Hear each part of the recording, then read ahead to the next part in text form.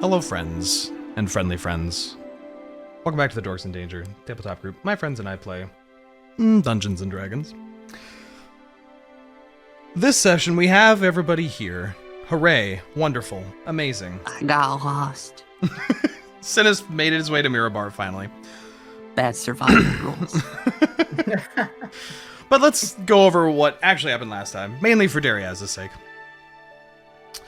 So, after your previous night's stay in the Fuzzy Quarterstaff and a slow morning to follow, you were alarmed to the shouts and calls of a dragon sighting, apparently passing overhead through the extremely cloudy morning.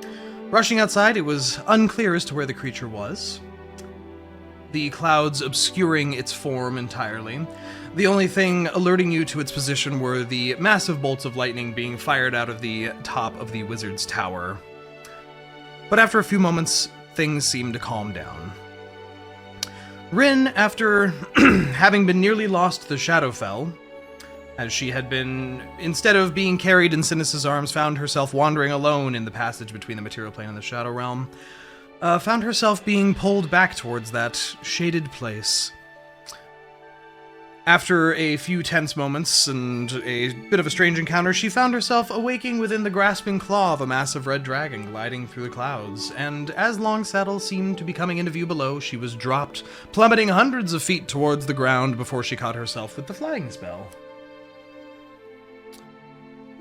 After you reunited and calmed down a little bit, Rinn noticed that she appeared to have some red dragon scales growing on the backs of her hands as well now, which caused her to freak out quite a bit and head into town, where she bothered an herbalist about some sort of remedy, and whatever she was given, not sure if it really was applicable.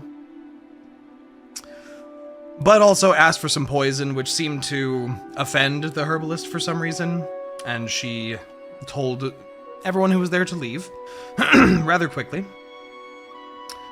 Rinn sought out the advice of an older gentleman, the wizard who had been conducting all of the objects in the Fuzzy Quarterstaff, who basically told her it's likely due to the origins of her magic, and is unlikely to be something to worry about, as odd things tend to happen to sorcerers as their powers grow.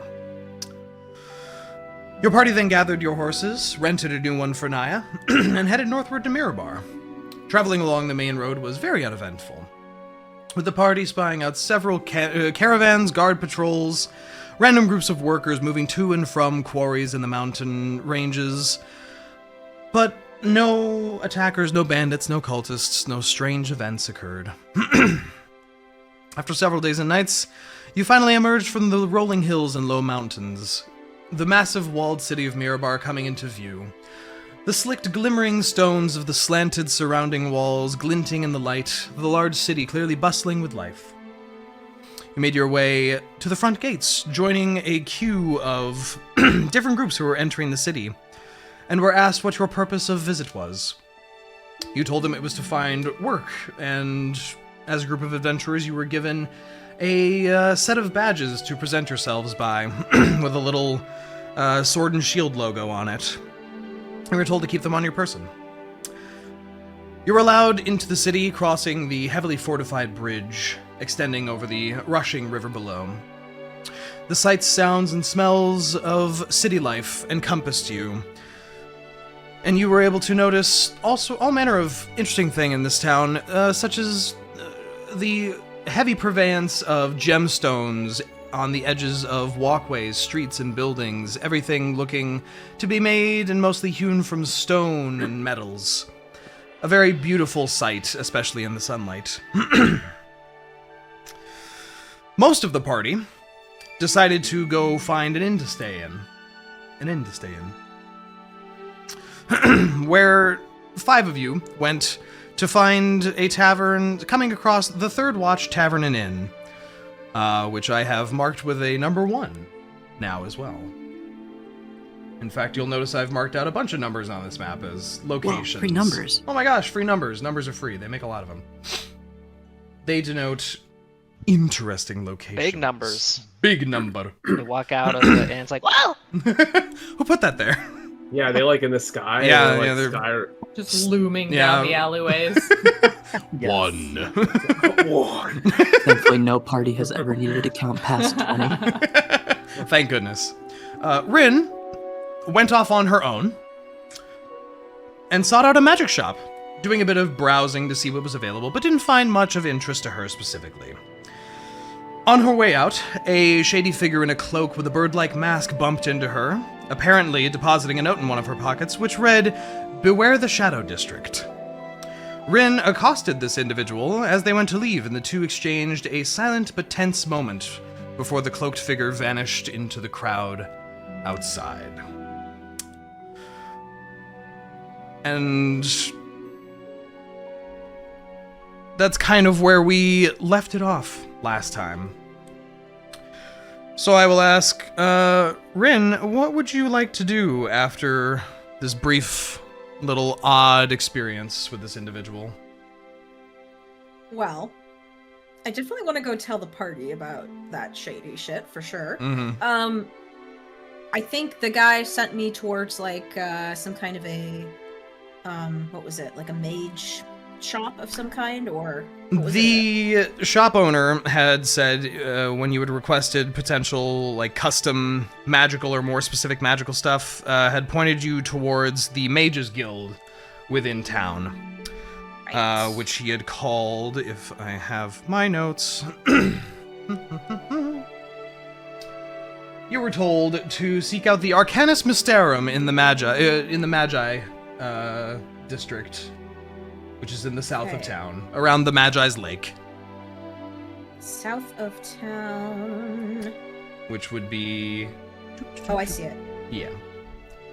That's kind of near the party, so I think I'm just gonna go back and see the party. Sure.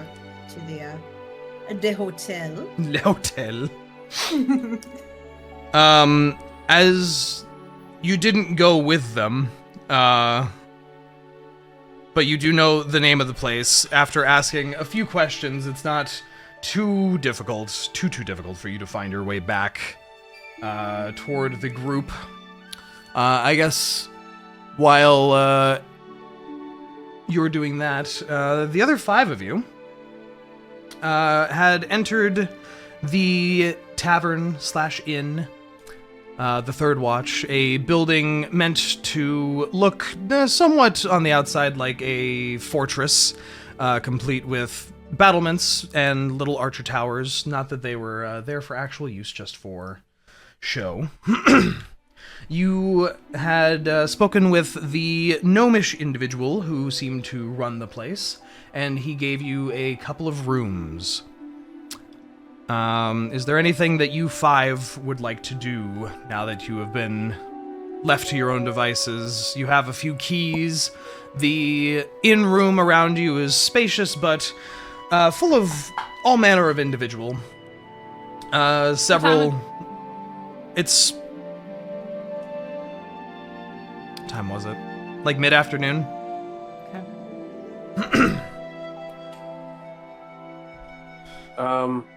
I've already established this, but Thava was going to try and like secure the room and like close the windows and do all the other sort of shit so people don't try to look in. Yep. Yeah. Barring things up, closing Yeah. closing curtains here and there, making it nice and protected from the outside. Yeah. Reyka's gonna be sitting on the floor of her room and just kind of like nervously counting out all the gold she has. How much gold do you have now? Probably not enough. But a Oh, we lot. can- Guarantee you have more than me. Synas with Yeah, his Synas 1 is- gold. I have 25 gold, thank Oh, you. I'm sorry. Really got a reward. I'm rich now. We're just letting Synas be poor while we're I have been such a miser with my money. I have not bought anything. I also have not bought anything beyond potions. Yeah, you Yeah, but bankrupted potion- yourself by- Yeah, potions are Hell yeah, I did. expensive. You bankrupted yourself for your friends. I still have them, thank you. They're a little stale, but it's fine. Stale potions still heal Do just they as get well. stale? I was gonna say. These ones do. Are the healing potions carbonated? One of them definitely. was, Yeah. but I opened it to give it a sniff, and now all the carbonation is gone. It's flat. Flat Man, healing potion. I really Oh. don't like my healing potions flat. It sucks. Well, then don't Yeah, it's be in a party gross. with me. They're room temperature, Wow. they're flat. Unbelievable. Could you imagine if you do revive someone with a healing potion? They wake up and like, oh, it was flat. That was disgusting. It's like, shut up, you were dead 5 seconds ago. Oh my god, that'd be amazing. Yeah, so Niah is going. I forget. Am I sharing the room with Reyka? I believe that's how we had it split in half. Or in Yeah. threes. So Niah's gonna be sitting sad in the bed and just kind of look at Reyka and go, So why are we here? We're here to try to see if we can free my brother. Excuse me? I love that Niah's consistently like, I don't know what's going on. I just got here again. Yeah, my brother, I'm not really sure what happened, but he got himself into a little bit of trouble a while back, and now he's stuck in the mines. He's kind of trapped in there doing labor. Niah is just gonna stare at you, kind of just blinking owlishly a little bit, and then just. I feel like there's a lot of context here that I am missing. Did you say owlishly? Yes, owlishly. Owlishly? That's amazing. What an adjective. Adverb, whatever. But it perfectly describes the exact attitude. Wide-eyed, just... Just imagining that meme of the owl that turns around with Yeah. the wide eyes. So just bear in mind here, when Niah got kidnapped, we had talked nothing about any of our backstories. That's Oh, true. that's right. Niah literally knows nothing except And for I what think- you have told me, and it has been a lot funnier to roleplay it as you all don't know what I don't know. And I don't know what I don't know. I don't know what's going on. Somebody help me, please. So yes, Niah is entirely in the dark here. Yeah, that was pretty much the main purpose of us coming up here to Mirabar. Was everybody agreed to help me see what we can do about getting my brother free. Do you know what he was charged with? I don't know very much at all. All I know is he's here and he's imprisoned, and there's a Do you- chance I might be able to buy his freedom, but I have no idea how much it costs. But I will do anything I can to free him. And who do you owe money to? I don't know. That's the big old question mark. I have got a lot of unanswered questions. How do you know you can buy his freedom? Wasn't it suggested by the Tabaxi? You... I'm trying to remember. Yep, the courier had found you and told you, actually, what your brother's bounty price was. Oh, I forgot what that was. Okay. I gotta go back in my notes. This was in Tribor, when you were sleeping off on your own while your friends were getting stabbed in their I forgot sleep. that he was giving me an actual number. Yeah. Right, all my friends were getting stabbed and I Yeah, was... you were fine. You were having a nice night. Is that when we got ambushed? Yeah, and that was when you got assassinated? ambushed, yeah. And Reyka's just off in the woods like, oh, hi. What a lovely night. I have no memory of this. Well, you weren't there. Oh, okay. That would explain was- You were at the bottom of the ocean at the time. Don't worry about it. Was I, Bottom even of the ocean. was I even at the bottom of an ocean on this planet? I'm not at liberty to tell you that information. I like how can't- the one party member who went off on their own in the dark woods isn't the one who got ambushed. We were in the nice, safe, cozy, That was well-lit cabin. fucked up. What do you mean? Oh yeah, I'm looking at my notes and the message that I received did not have an amount. said that The it was original asked- message. I found it. Oh, was there another Um, message? You were approached by a white-furred feline courier, a flask shield delivery to a dwarven curio collector in Mirabar in exchange for knowing how much she needs to free her sibling, 850 gold. Oh, We were told not to open that, and we absolutely kind of just opened it. Well, you didn't open it. we detected you magic. detected magic and saw that it was aberration or Abjuration. abjuration magic, and you're like, that could explode. Eh. Yeah. I don't know why I don't have that written down anywhere. Thank you very much. Oh, Yeah. Very note-keeping important. master. Note Yeah. taking. Yeah, I swear I completely would have forgot written that about down. I completely That was forgot like about that so existed. critical to my storyline if I don't have a note on it. So, okay, rewind. I learned that his bounty was 850 gold, and I am still short, and I'm very nervous since we're already here. Wait, how close are you? I have 518 gold.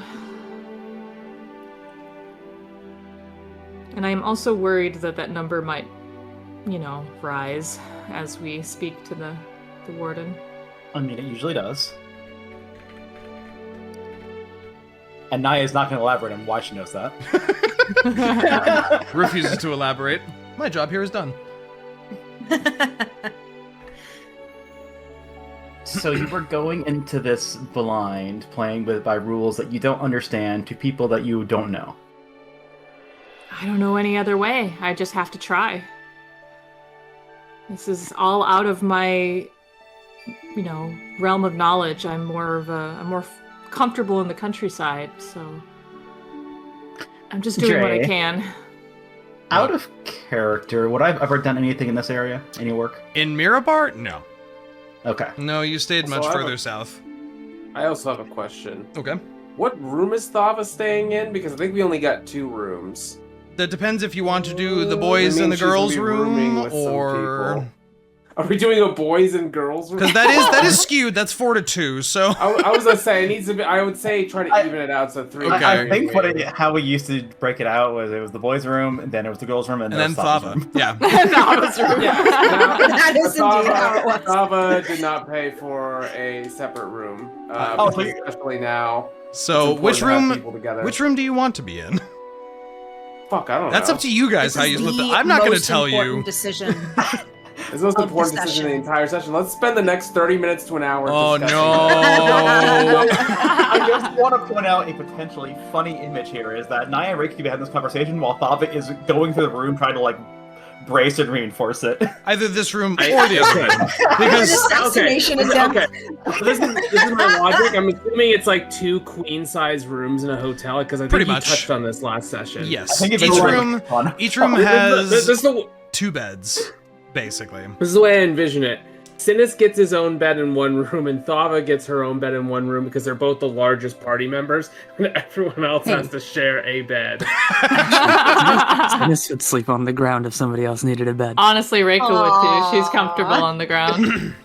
You guys are weird. As long as she got her blankie. Her blankie. Oh my gosh. Thava would I've just roomed stare with at people who are like motherfuckers that. They're like, oh sleeping no, on the floor. I'm just gonna lay on my back on the floor. It's fine. I prefer sleeping on hardwood. And I'm like, you're insane. Horrible. So anyway, isn't it is even like a entirely druid thing. entirely up to you how you guys divvy out your room setup. But Bud for the needs to sake of the sleep with scene. mom and dad. Bud wants to be with mom and dad. Okay, so executive decision: Synas, Thava, Bud in one room, Rinn, Reyka, Niah in the other. Yes. Okay. All right. It is done. Okay, cool. So, just Reyka and Niah are in the room. The Thava probably passes through, steps around you guys and is closing stuff and checking windows and being paranoid and and then leaves. And Wait a second, though. Now I'm thinking, so, never mind. There's mom, dad, and the kid in one room. What? Let him talk about Fortnite for a while. He'll tire himself out. Okay. you sound ecstatic. Oh my That's so funny.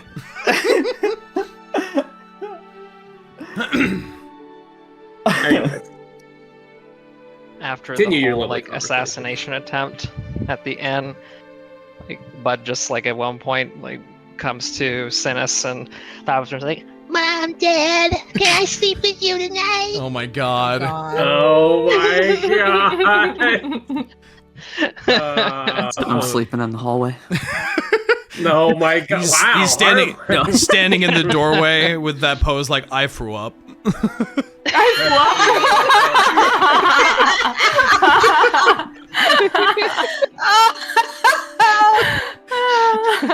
It's amazing. Anyway, Niah and Reyka. So Niah will just go. So I mean, we could investigate. We could just investigate before we show our hand. What do you mean by investigate?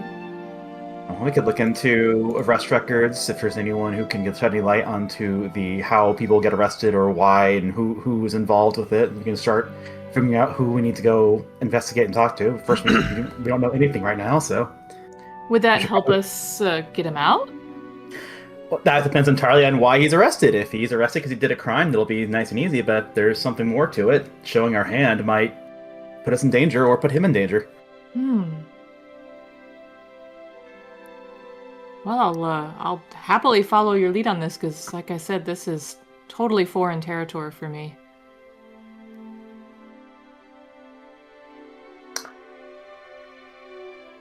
Niah just kind of looks at you for a moment, and then her mouth just spreads into a very toothy grin. Oh no. She's getting thoughts. Someone stop her. She's thinking about things again. Also, I feel really bad for Reyka, because apparently she's in the room of gremlins. Yeah, Rinn and Niah in the same room is a Rinn problem. and Niah is a horrible idea. Well, Reyka's gonna pick her coins back up off the floor, put them back in her pouch, and just like put them on her belt and just sigh, but kind of look at Niah somewhat hopefully. So before we do continue this, though, what is everyone else doing? Well, Rinn, it's right about now that you find your way between winding through several alleys and find this lovely courtyard with a fountain and benches and a large building that looks like a tiny fortress shoved in and amongst other houses here, which you know to be by description the inn that your friends are staying at. Yeah. As you suitably disheveled on the outside. That's well, I exactly mean, what we're... it looks like a nice fort. Oh, okay, fair enough. Everything. Another point of note, especially Rinn, now that you've walked through like half this part of the city, like everything is nice. There's not a lot. Nothing's really like dirty. Everything is very pretty. Everyone walking around is dressed really nice. You don't see any beggars. You don't see anything that would count as a slums, as far as you've seen. Oh no! Everything seems very pretty here. This seems like a wonderful place. And as you enter, Is Dulak? it's Bossing say. Dulak is the perfect place. This is the perfect town. As you enter, you are waved down by the gnome standing on a stool behind the bar. As he greets you and goes, "Hey, welcome to the Third Watch Tavern and Inn. What can I do for you?" I think my party's already here. They were a very strange group. Dragonborn, Oh, Catman. Yeah. No, they're already upstairs. There was someone else asking. Oh, him. And you see he points over in the corner, and you see lounging back in a chair and staring at you, there is a white furred tabaxi in a hood and traveling cloak. And he just kind of does that little beckon with one finger kind of thing. Is this the Probably the courier guy from It's you recognize him as sessions ago. the courier, yeah. wasn't has- the courier actually a demon? Or am I mistaken? I mean, am I confusing two different characters? You I think Thava pinged something on him. Oh, We he pinged- had backwards thumbs, Mike. Yeah. Yeah. Remember, Oh, that's right. Gosh, Thava this was so figured long that ago. shit out. Thava was like, yeah, he's a. I think she figured out what kind of devil he was. Devil / Yeah. demon. you he do was. you believe you feel that he is potentially a Rakshasa. Yeah. There's the word Rakshasa. But he seems Yeah. to be just casually sitting there and beckons you over. Oh no. I also kind of like ratted him out to the monster hunter. So I'm Yeah. a little bit anxious now about Mhm. like talking to him. So Who I'm gonna have pretend you? Probably Who should have be. you? I'm gonna pretend like I didn't see him and I'm gonna go walk upstairs. You know what's funny about that But too, you by the made way, eye Wyld? Everyone was like, I think if I remember correctly, everyone in the party was like, why did you do that? Why did you do that? Because Thava made it sound like I should be concerned about this guy. So I told the Yes. authorities, okay? What the fuck, you snitch? I love. No, never mind. Don't worry about it. If you see something that's a little off in the grove, you tell people. You see something, you say Community. something. If you see something, say something. Exactly. Unless they're a prisoner, then we burn them. Then fuck the authorities. And thus is laid before us the dichotomy of Rinn. Now listen, I'll incinerate a guy in prison, but devils, nah, I gotta tell the cops. So, It's a touch it. complicated code of honor, okay? When in this scenario, you go to a social worker. God. Oh, jeez. I'm gonna go to, where's HR? to talk to. Hell's resources. I feel like Synas would be HR for the group. Yeah. Oh God, no! I have a -1 to all my charisma stuff. No, do not give me any of that. Rinn, You are literally the warmest, fuzziest person here. Oh God. ignoring So- the courier in the corner, you clip-clop your way up the stairs into the nicely furnished upstairs area, which has a nice sitting area and tables, and you hear your friends' voices emanating from two rooms at the end of the hall, which are the two rooms that comprise the corners. So you guys have corner rooms, basically. Fancy. Wait. That courier might have a message for me. You did send him off to send a letter to your parents last, so... I'm gonna walk back down the stairs anxiously, and Clip clops back down the stairs. yeah, and I'm just gonna go talk to him. After all that, as you approach, he looks up at you with a bit of a wry grin and says, "I thought you were going to ignore me." I thought about it, Clearly. but I thought that might be rude, so I came back. Hi! Hello. Wonderful to see you again. I have something for you. Oh. And he reaches into his cloak and pulls out a folded up letter, which he offers to you, which I will now send to you. Oh, shit. Just says "they know" on it. They yeah, know. The No. black hand. There you go. It says, I've sent it to you. it says be wary of the Shadow District. Well, that was one you... Every letter you get is just beware of the Shadow District. You know that's just gonna send her straight to the Shadow District. I'm sending you to the Shadow District. No! My group has no weak party members, Kaiba.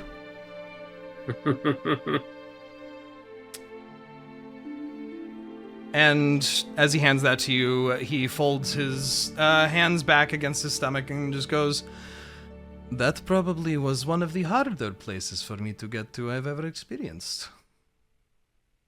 And I made it into the prison here for your purple friends, brother, that one time." I'm Yeah, a purple it's friend. pretty hard to find. Well, finding it wasn't the hard part. It was, details.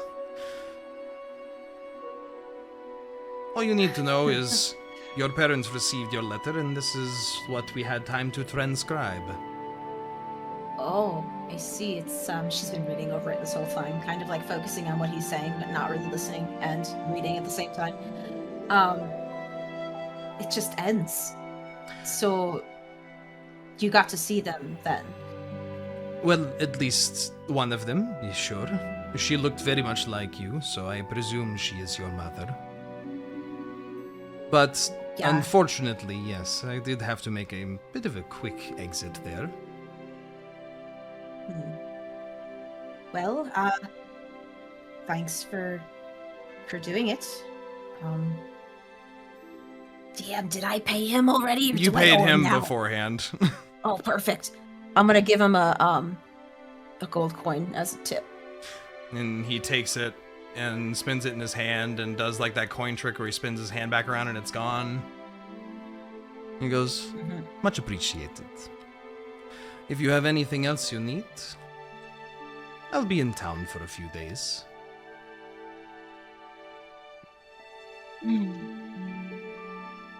Did you need any of my other compatriots upstairs for messages?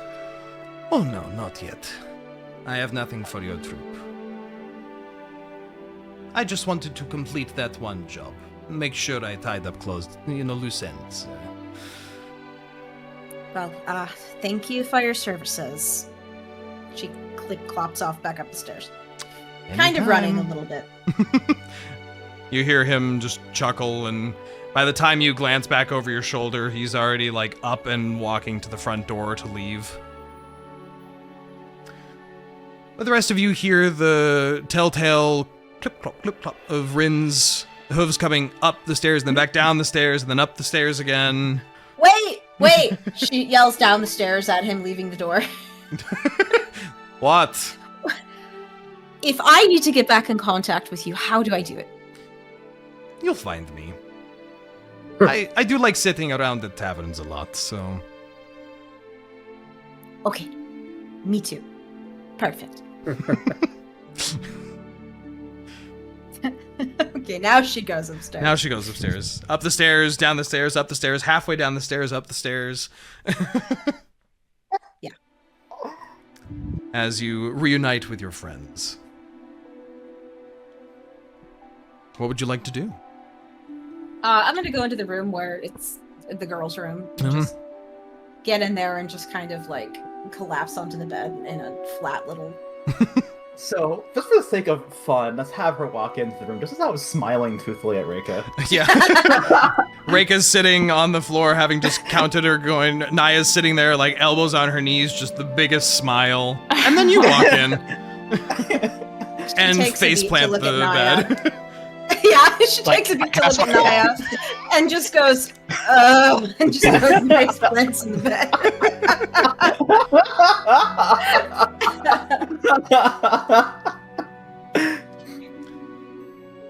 And yes, as I said, it's about like 3 in the afternoon, sort of thing. 3, 4 o'clock.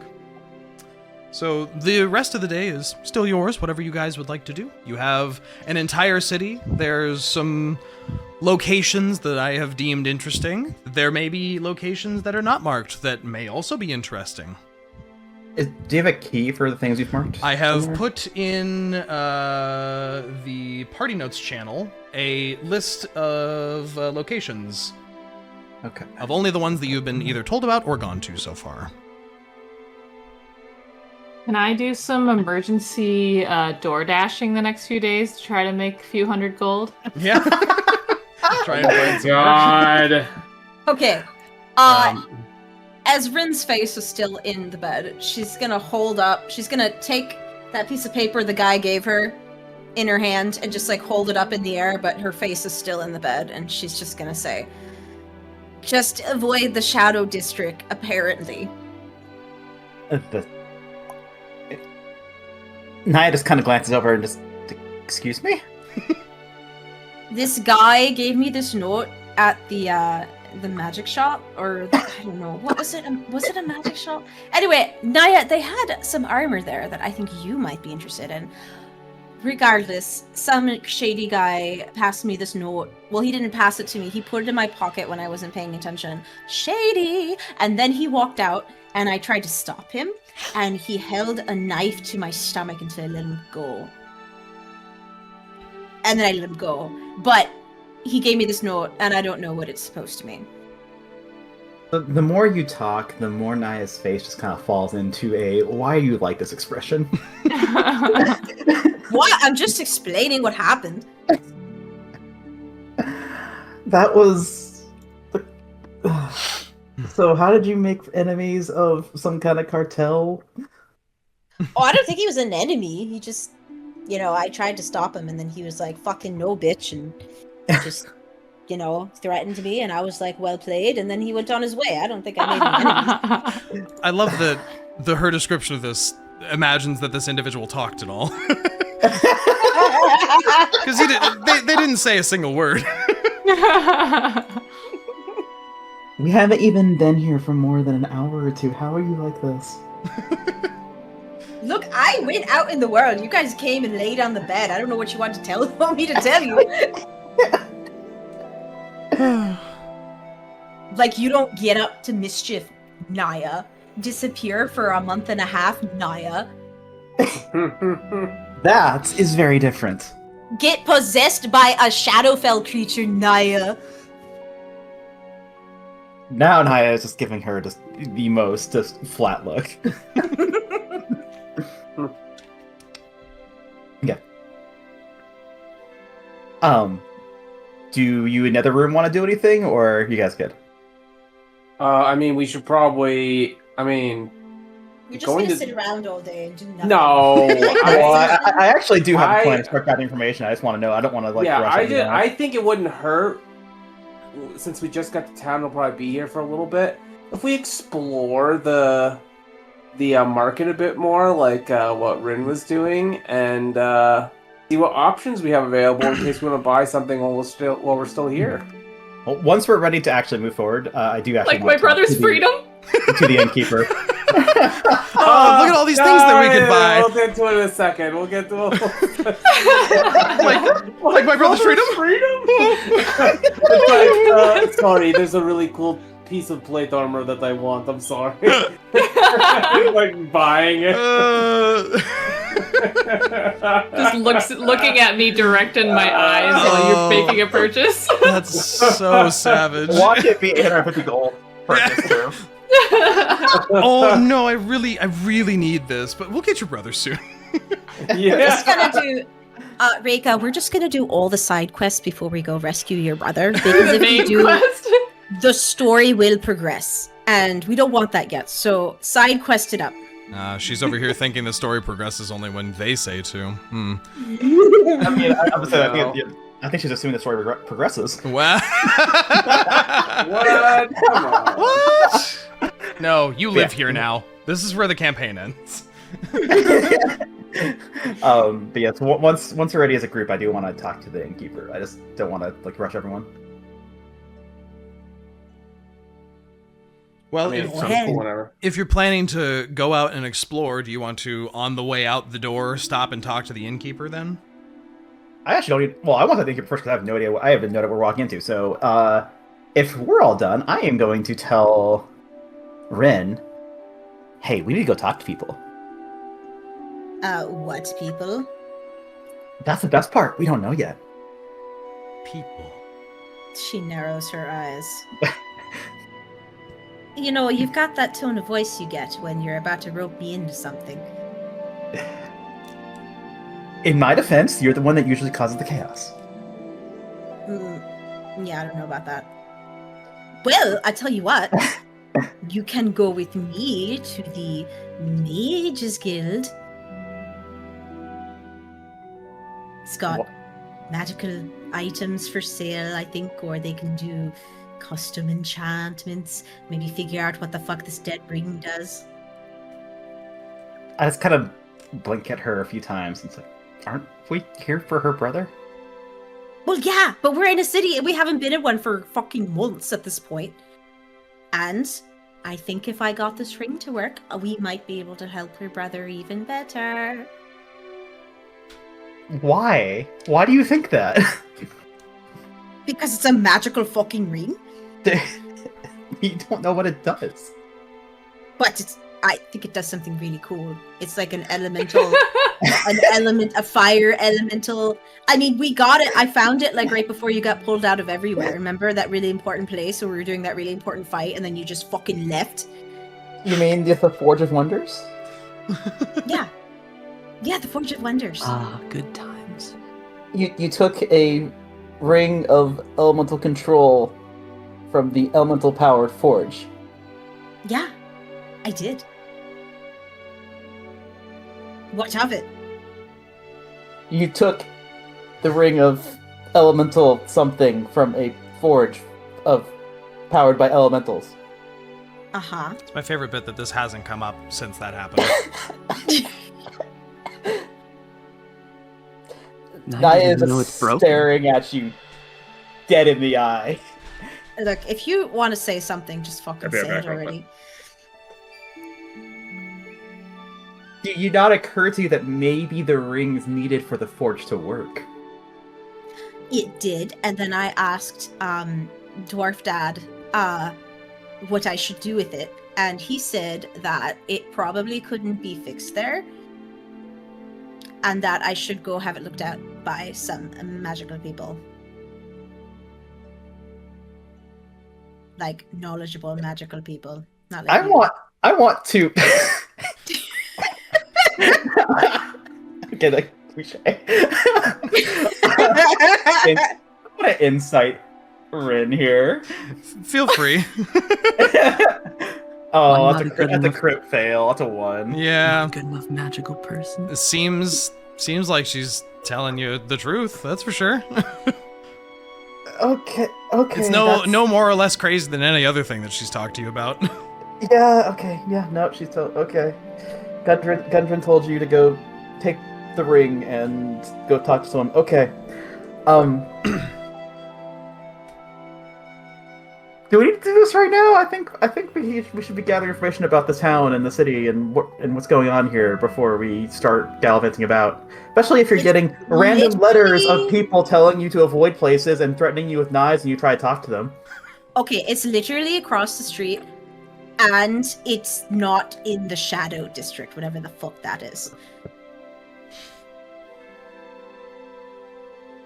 Fine, I'll just go without you. That's fine, Niah. We're just gonna part ways here. I don't know why I ever thought, How about you and I? that this party was better. Sorry, what?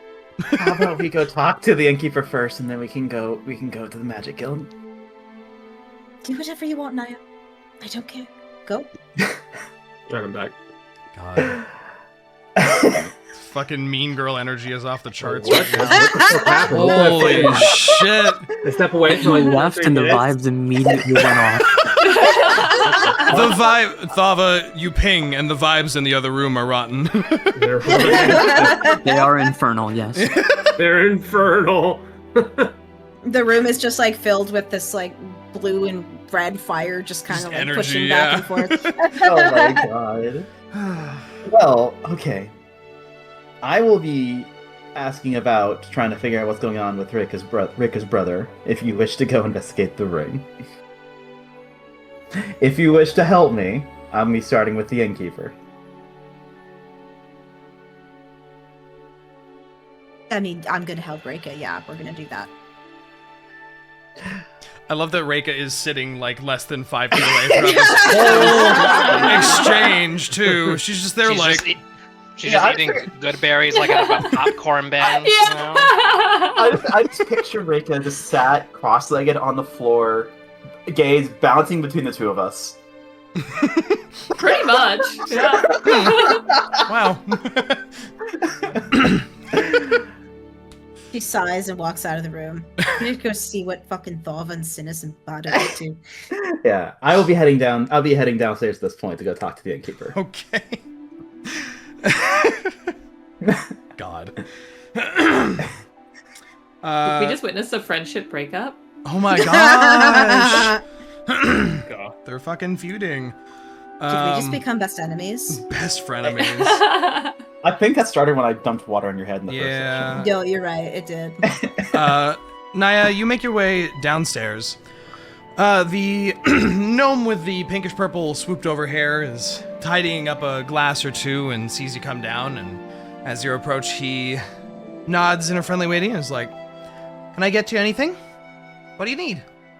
Yeah, if I could get something to drink and something to snack on. But what I really need is I'm pretty unfamiliar with the city, and I was kind of like at a disadvantage here. I was curious if you could tell me about it.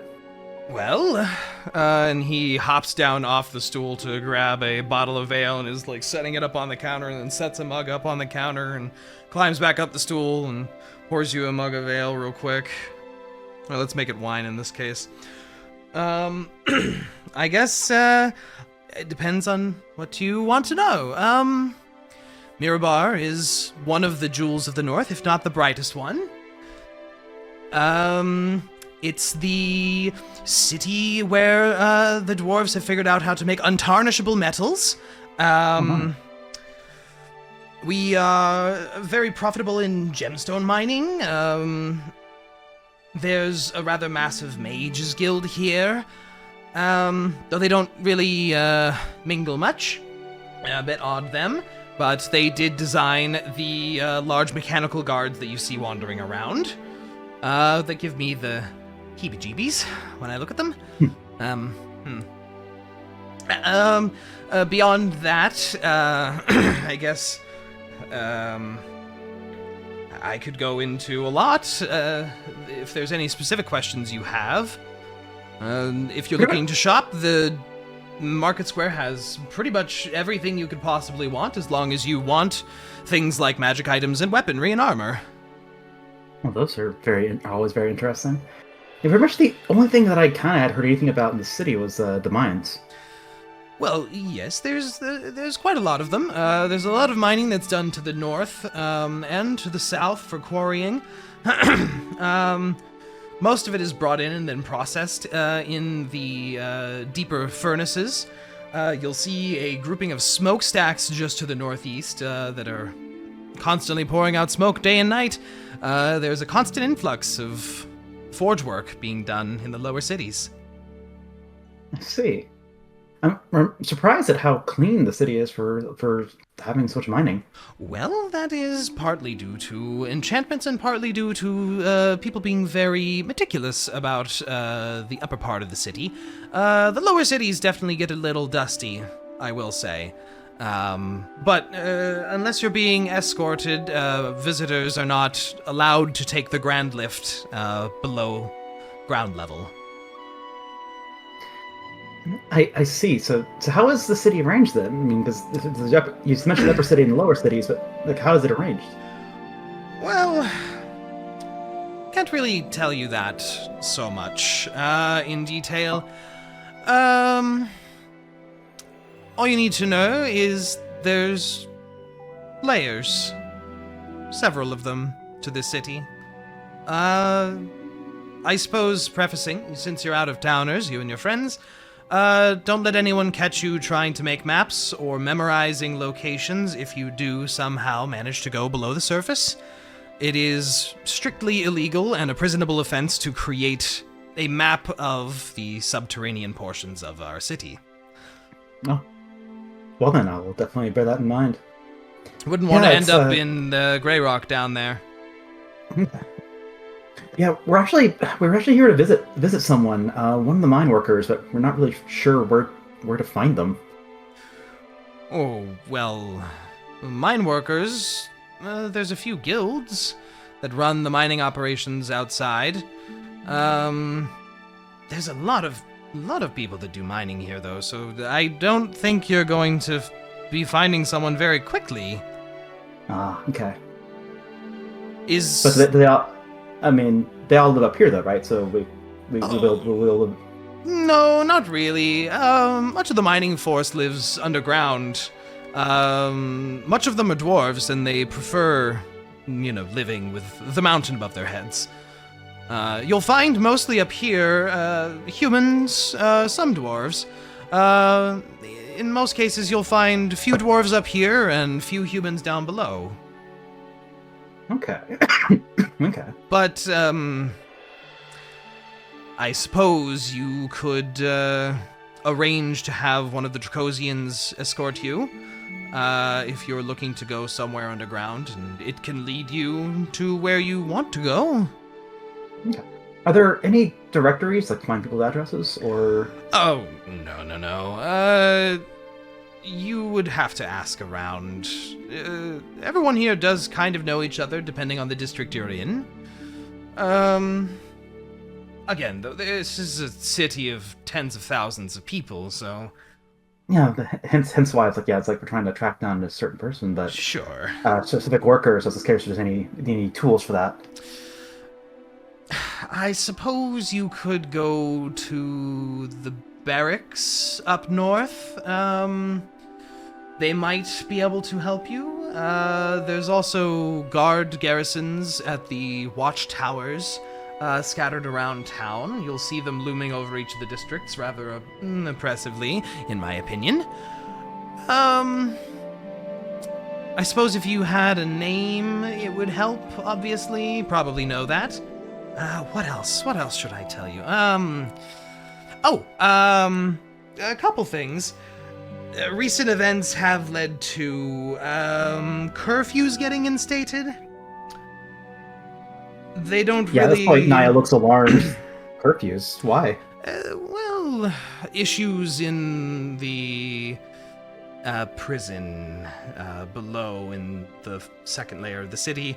A couple of individuals supposedly escaped and were causing havoc and managed to get away. So the guards have instated a curfew to try and make it harder for criminal activities, as it were.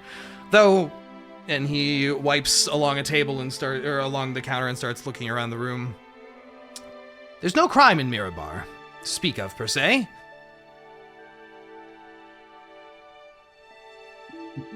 No crime at all. That's an impressive metric for a city. It is something we pride ourselves on. I see. So then, well, I'm sorry. I'd like the question of then why is there a underground prison? Well, it's more of a holdover. If people are caught doing crimes, that's where they end up, usually. But just because we don't have crimes doesn't mean people don't try. But Vibes are so off. the guards are very good at often preempting criminal activities within the city's walls. I see. And so you do have prisoners then? Oh, Like I'm new sure. prisoners. Quite, Yeah. yes, I'm sure. Okay. But your guardsmen, they're prescient. They can tell when a crime is going to occur. I am unsure, but they do have a habit of, as I've been told, appearing just before or just as something is occurring, as if they knew it was going to happen. Impressive. There's plenty of conspiracy theories about certain things, but I hold no abject thought about it. I see. I'm not. I have to be honest. Like this idea of a subterranean prison does kind of invite the imagination. I'm curious, like, what do you know about it? Well, all I know is the warden is quite the stern man and takes his job extremely seriously. Far as I know, he's here to serve the people of Mirabar and answers to no one except for the Martian above him. That would be Martian Celine Raurim, the leader of the Axis of Mirabar, who are the guard force here. I see. Okay. But I wouldn't trouble yourself with dealing with the prison. It's not something you're going to be able to just, go sightseeing over. Oh, I'm sure, because I have never heard of such an underground prison like this. I'd love to learn more about it. Is there like a library I can learn more about, or? Well, there is a library.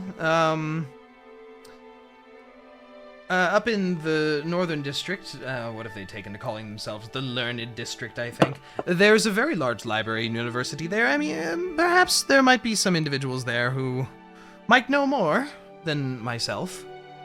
Okay. Well, I very much appreciate the guidance. Of course. Keep out of trouble while you're visiting here, and try and find some honest work. Yeah, no, it sounds like for once I don't have to worry about trouble finding me. One would hope. And he sets down a little kind of wedge of some softish cheese as well for you, and goes, for the drink and a bit of food there, a couple silver is fine, if you don't mind. Yes, and I toss him 3 silver coins. Much appreciated. Enjoy your stay. And now we're going to be 3 silver short for getting the brother out. 857 gold and 7 silver. Alright, well, I eat my cheese and drink my drink, mulling over everything I heard. It's pretty nice wine, honestly. It's, very flavorful, very fruity. Is there anything else the rest of you would like to do now that Niah has accosted the innkeeper? Well, I was gonna go see what Synas and Thava were doing. Yeah. And Bud, I guess. Wow. We should go back to we should go to the market. We should go do some shopping. That's what I'm talking about. Let's go. Let's go shopping. Bud just looks at Thava like with a little bit of a weird glance. She didn't say that. She didn't. Y'all the worst, right? Because you're like trying to find her lost brother. Let's go shopping. Let's go on. It's vacation time. Like, that's new. That's new. All right. I need to go find a meat vendor and get raw meat. Like it. All right, yeah. So Rinn and Thava? And anyone else? Synas? Synas Bud? will come Go with, in. but Okay, we gotta stop by the magic place first. Is that cool? That's cool? It's cool. I have no just don't spend too much. If I recall correctly, Reyka You said you want to stop by the magic place. Do you mean the Mages Guild that they were talking about? Yes! Guys, I need to get poison still. Oh, they might have it. Maybe. I don't know. Don't go asking random wizards. I've about learned my poison. lesson. Early, Don't no plan one to spend fights in this everything. world. No bad people. Please don't spend everything you have. Please remember Reyka needs our assistance still. I'm not saying I'm going to buy anything. I'm just weighing our options. Just to You be have no clear, idea how Reyka many doesn't groups. expect your guys' gold. But There was also Well, she's a gonna really get it. cool, like, She likes or not. they had a cool suit of armor. I can't remember what it did, but it was really cool at the other store. Well, I'll come with, I suppose. Learning some of the lay of the land might not be a bad idea. This is a little bit fancier of a city than I'm used to. Reyka, were you with me, or did you stay into the room when I went down to the Windkeeper? I probably followed you after our conversation. Okay. Then I am sharing my cheese with you. Oh, thank you. I regret staying in the room. No. Cheese, there was cheese. Oh. Soft cheese. Mm. I love that you offered me cheese, right? I know you. Okay, so the other 4 party members come trundling down the stairs on their way out the front door to go shopping. I can only assume that like this happens like as I'm talking to the innkeeper, and Yeah. it's like a cacophonous like. You kind of side-eye them as they're all kind of cruising along. Rinn looks very Synas- excited. Synas will slow down to make sure they're coming or not. She's gonna abandon them. I'm pretty sure I'm still like halfway through the conversation. at Yeah, this they're point. in the middle of talking Uh-huh. with... Okay. Well then, assume during the middle of that, very quickly, Synas just slid in to say we were going to go check out the market. Okay. I guess if you told that to Reyka. Yeah. You Gonna collect guys... that information. You guys make your way to the east side of the city. Or no, you're going to see the Mages Guild first. Yeah, since it's right here, I guess. You might as well. meander southward Yup, instead. yup. You wind your way through the streets and along until you find an area which you pass through a large gate, and it goes down into this sunken region of the city, which has this beautiful, massive, pagoda-like building in the center of a lake. The lake which flows towards the south and onto a waterfall. The rooftops here are all speckled with some manner of bluish gem, probably sapphires of some kind, that catch the light very beautifully. Everything here is very arboreal, very nature-heavy, almost like walking into an extremely well-cared-for park that people happen to live inside of. You cross the large bridge over the river, which appears to be bustling with several individuals, some younger, some older, many dressed in robes and plain clothes, and find yourselves standing before a large purple-colored building with multiple spires that twirl and twist upward into a massive structure. Small ethereal creatures flit in and out of windows here and there, and the courtyard space appears to be full of different individuals practicing all manner of spell work. A somewhat older gentleman in a floppy hat and robe with a long white beard slowly approaches down the steps towards you and waves you down. Oh, hello. I don't believe I was expecting any visitors today. What can I do for you, young fellows? Thava's gonna kind of bump Rinn with her elbow, since she was the one that wanted to come over here. Yeah, sorry about that. I got distracted. Okay. Rinn was looking at the building and just kind of zoning out.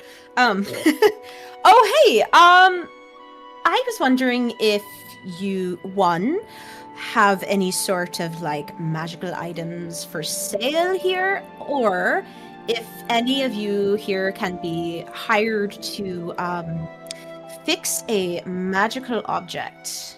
Well, all of our magical productions are sold in the market up toward the eastern side, so if you are looking for magical artifacts, equipment, potions, you should be perusing there.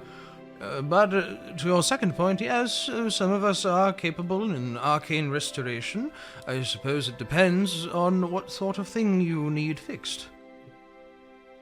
Rinn pulls out the ring in her pocket. He holds a hand out to take it from you. And he looks it over and he does a few hand motions and mutters a couple words, and you see the ring sparkle a little bit, and he rubs and scrubs through his beard a few times. This is a very powerful but very inert item. Where did you find such a thing? In a cave somewhere by a magical forge. Magical, like, elemental forge. I suppose that would explain things. And you're wanting to have this reactivated. Well, Is it possible? It is doable.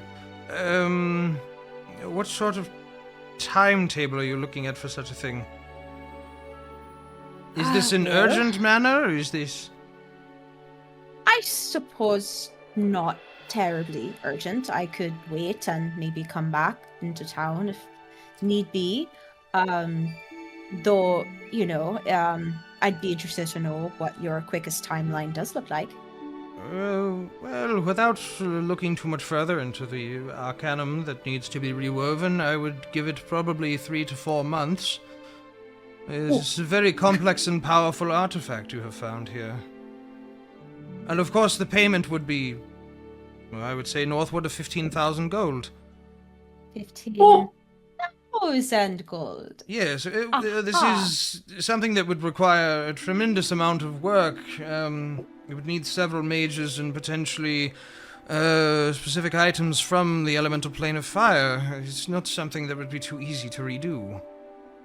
It's doable, but it would take time and resources. Is there any way I could gather some of those resources for a discount? I would discount it, yes. You might need certain things from the elemental plane of fire itself. Potentially things like an elemental's heart or some sort of living mote of flame. Neither of these things are easy to come by, usually. Could I get that in list form? I won't be able to provide you such a thing unless we've had time to look at it, which could take a few 10-day. We would have to figure out exactly the rituals needed, and at that point we would be able to construct a list. Usually we do contract certain things out to the Adventurers Guild, but again, it will take time. What would it cost to get the item evaluated for that? Evaluated for how... I think a couple of them would be more than excited to look at such a powerful thing for free. But we would have to hold on to it for quite a bit of time. Again, 10, 20 days. Well, it's useless to me as it is. And if you steal it from me, I know where to find you. Ma'am, I assure you that, one, threats are quite looked frowned upon here, amusing as they may be. I only meant to contact the authorities and report you. Right, of course. Could I have your name, please? And he produces out of thin air a quill and a notebook and offers it to you.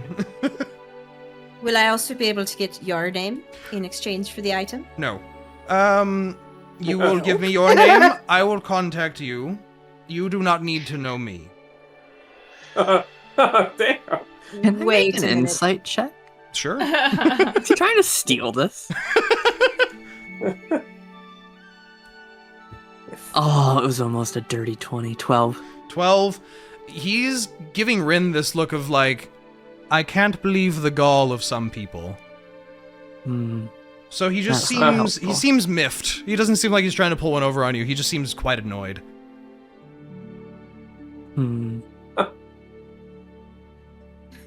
Okay. Okay, it's up to her, I guess. Thava was just standing there with a flat expression on her face.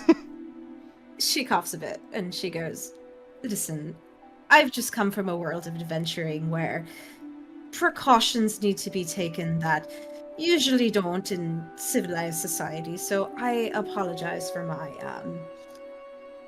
interrogating aspect.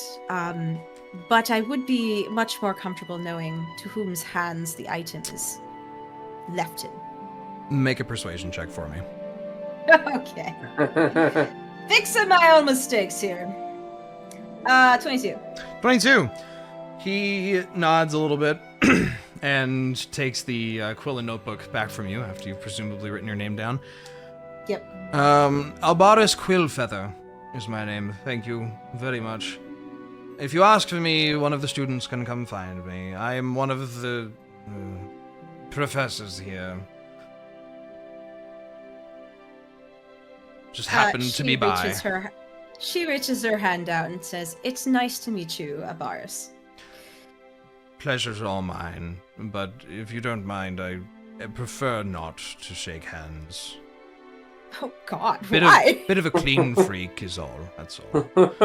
And as you said, you're adventurers, and you look the type. I apologize. It's a me thing, it's not a you thing. He's like, you guys look dirty. Oh, no. Wow. But when I find something, I will send you a message. Thank you, All right. Rinn. Just one name, no surname. Okay. Well, I have one. Do you need it? No, I just... never mind. It's fine. Okay. Is there anything else that I can do for you today? Or is that all? where do you sell your wares in the east? Is there a particular shop or? Oh no, there's several shops in the market square there. Procure items from us or orders. I'm sure there's one notable individual who's always procuring odd magical knickknacks and doodads from us. Likes to sell magical trinkets. Sometimes it's armor, sometimes it's like a lamp. And then there's some potion sellers there. You ask around. They all know each other over there. They'll happily show you to each other. All right. Thank you for your time today. Of course. And he looks over the ring, and he stares at it mostly as he turns and starts walking up the stairs into the grounds of the And we never saw Magic it again. Guild. I was just thinking that. Look, it's useless as of now. What else am I going to do with it? So, are we done here? Yeah, let's go. Scene change. Come on, DM, come on, Hold DM. it, calm down! Voracious creatures. It's shopping. It's very serious. Dre's like, you know what? Roll for initiative. You're being attacked by a bunch of dagger-wielding... You're getting thugs. mugged. That's it, I'm tired of this. You're getting mugged. In the city with no crime, you're being mugged. Yeah, could you imagine? Synas will make a couple notes about the Mages Guild south of the inn, because he doesn't know that it's not okay to make maps and stuff. Yep. So since this is new to him, he'll go ahead and start doing that. Well, I think it's just maps of the Undercity. Maps of the Overcity are... It'll. You know. I might It's be wanting fine. to cause trouble later. It's fine. Don't tell the DM. Oh my god. I can hear you. What? Shit, perception. I We're forgot. gonna watch Synas get caught and be executed in front of us. Oh my god. It's like TM roll for perception. Why am I rolling for perception? Oh, I see. As you guys are walking along, this exchange and casually walking about, making your way through crowds takes a fair bit of time. You hear from the center of the city a series of bells rings out from the large cathedral that towers above several of the nearby housing districts.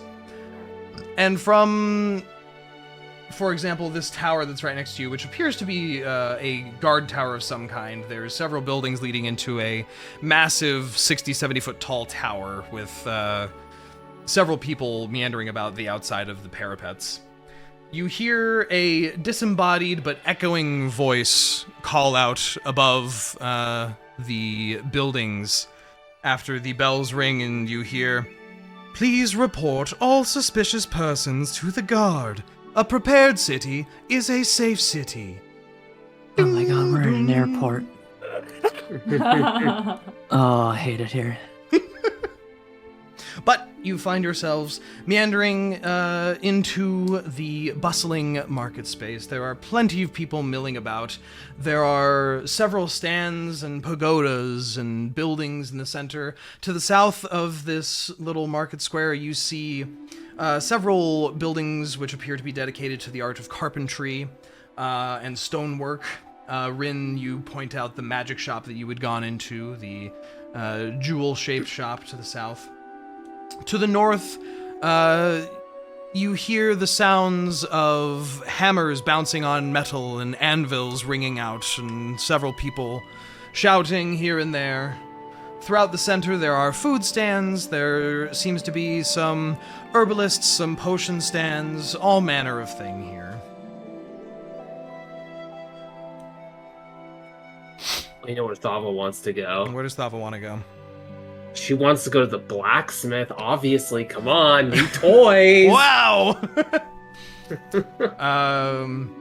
Thava, you sort of loop around to the north edge of this, and you see actually 3 blacksmith shops Oh, right next to each other, in fact. Oh my god. Wow. Spoiled for choice. I was gonna say we're never getting her out of here. We have vibe. Oh yeah, she'll be here all day. She'll be All talking to day. each one of them. You see signs hanging on the fronts of them from left to right.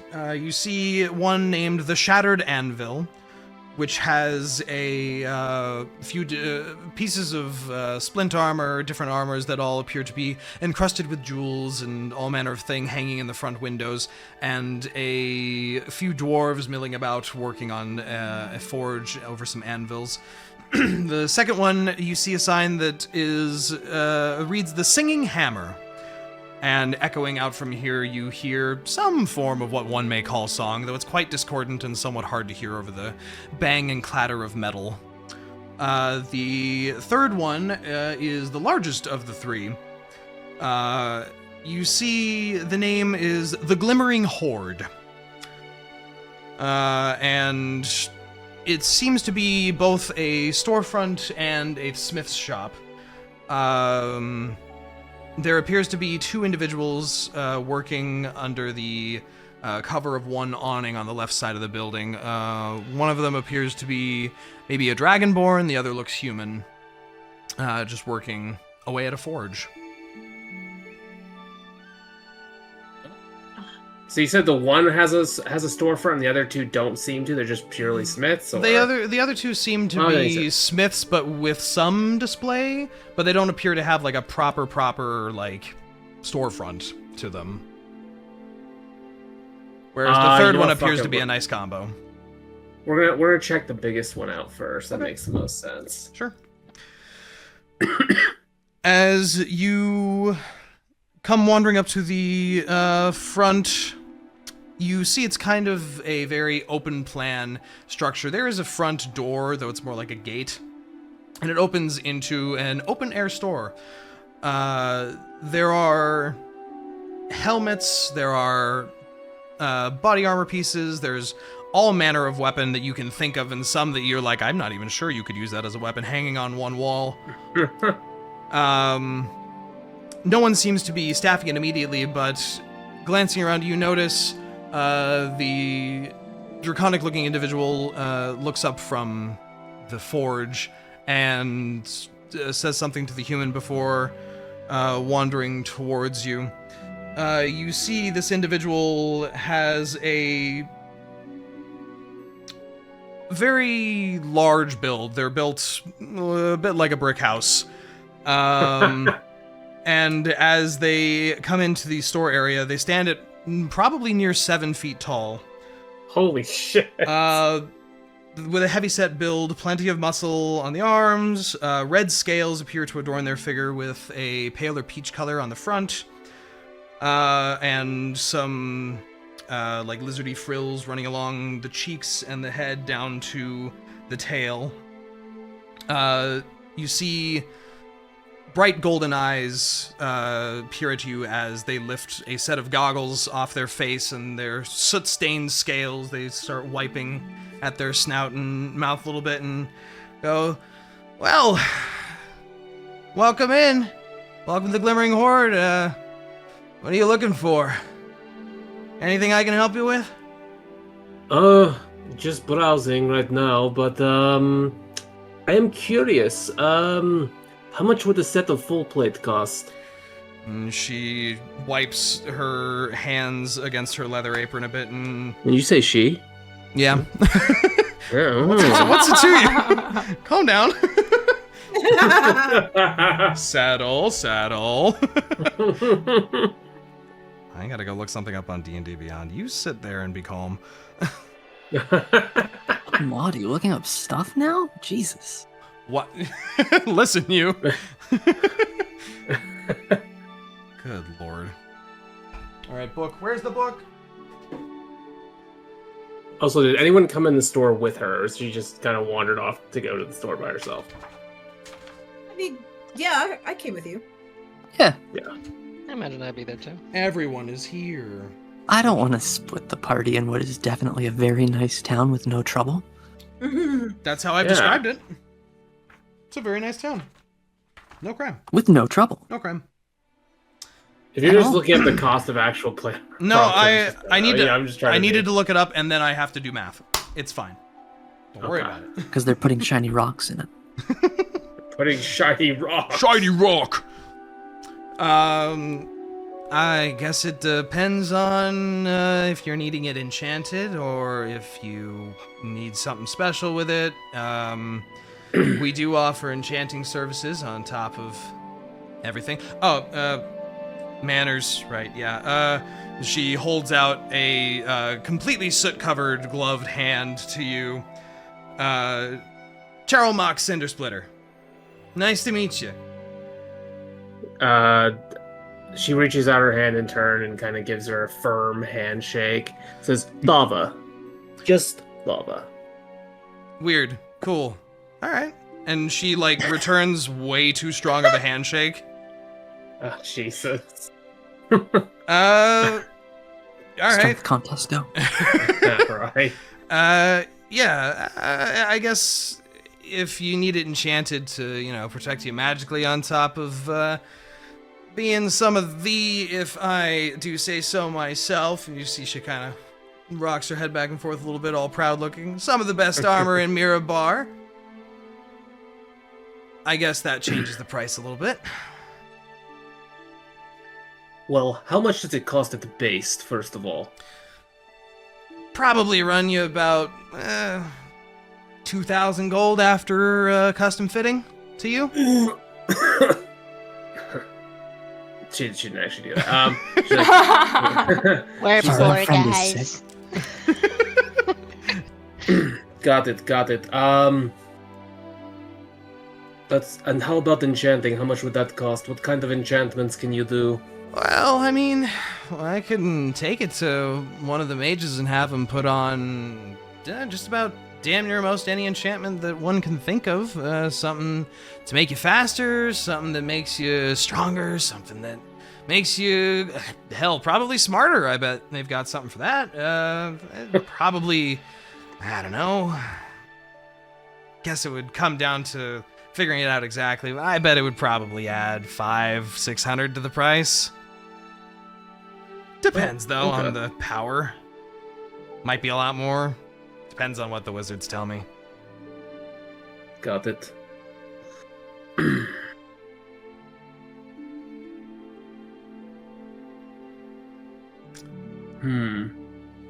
I'll have to consider. Sorry, go ahead. They interrupt each other at the same time. Yeah. I'm sorry, I'm not really a storefront person. I mostly just want to work at the forge. Yeah, I'm not going anywhere, so I'm around. If you need anything, you just let me know. And you see the human by the forge appears to be leaning an elbow up against one of the racks of weapons over there and just yells, Chara, you done? We need your fire, go on. It's like, do you need anything else, or are you just window shopping? I gotta go do my you thing. answered my question, it's fine, go do your thing, Okay. it's fine. And you see she turns and lumbers back over, and you see her lean over the forge pit and let out a fire breath into the center of it to rekindle and increase the flame before starting to work again, pulling her goggles back down. Somebody's gonna write a romance novel about this character. Yeah, right, come on. But Here comes the fanfics. It is a very well-stocked weapon and armor shop. You can buy pretty much any weapon you can think of here. Well stocked. Well-stocked. What a shame, I already have one that's so much better. She kind of says under her breath. It's like, it's kind of hard to like...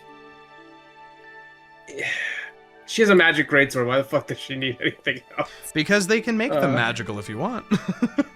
Oh. They can add More custom money. enchantments for more money. Oh, actually, you know what? There was something I can get here, and this is completely roleplay centric. This is not like an actual item, I don't think. Okay. Thava will actually come over to where they're working, Yep. and be like, actually, there was something I do need. And she's like mid lifting the hammer and like stops and is like, what's up? Do you have any linseed oil? Oh yeah, like barrels of the shit. How much do you need? I just need a little bit to bring with me. I need something for my sword. Oh yeah, no problem.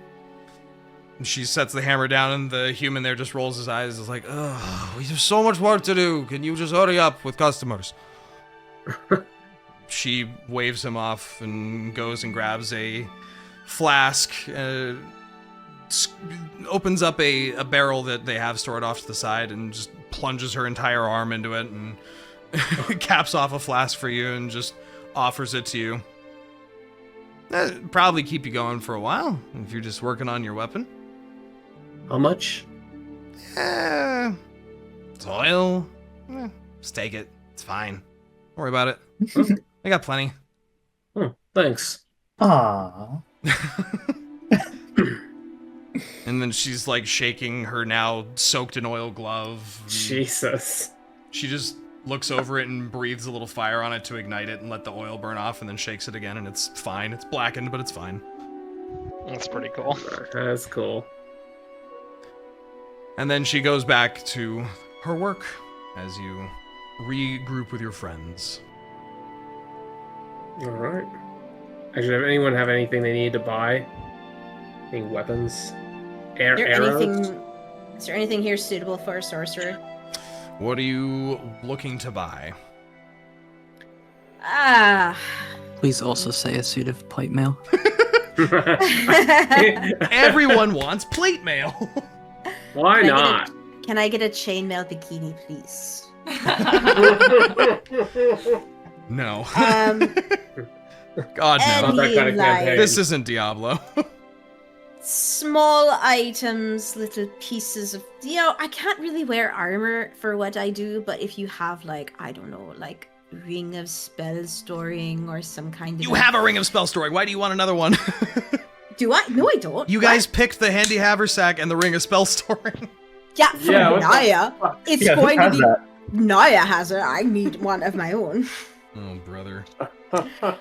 If you go off to that magical shop again to the south, as I am looking for a thing in this table. There it is. You get told, ring of spell storing, 4,000 gold. Motherfucker. Dre, there's nothing we can afford in this fucking town. I mean, you've just... You're looking for magic items. What did you expect? Yeah. Magic items are extremely expensive. Do you have any cool flame-spouting daggers or awesome, what do you call it? The little, where you pull back the rock and the rubber band and it flicks off. Slingshot. Sling, like. You... Synas just holds up his sling. That he has. Are you talking about this? Yeah, sorry, the word just exited my mind. Oh my god. That's with around this point is when Niah and Reyka kind of wander up. Your group's pretty easy to find in a crowd, so... I have a question. I have an answer. Can I sell stuff here? Sure, you can sell stuff. Oh, what do you want to sell? Well, I have Whoa. I have The lever is being flipped and pulled very quickly. out of character. Rinn just got like whiplashed. Elvish voice. I have 2 melee weapons, and I don't use them that much, but I want to keep one on hand, just in case. Got Hue and Lightbringer. Sure. Sell a magical weapon. I think I would want to keep Hue because it rolls for better damage. Sure. Uses 1d8 or 1d10, and Lightbringer does 1d6. So I think I want to sell Lightbringer. I just want to ask like how much they would take for it. Yep. You're told that they would give you 600 gold for it. Whoa! Wow. I'm glad I asked. Could I also ask how much he would be worth? About the same. About Okay. 600. Fucking rip off. Everything costs 4,000 and you only get 600. I was about to say, like, maybe I could. Can I roll for persuasion to get like, maybe say like 700 Yeah, you gold wanna haggle out of with it? him? Yeah. You mean haggle? Yeah, give me a persuasion. Okay. If I hold on, I need to go get my dice.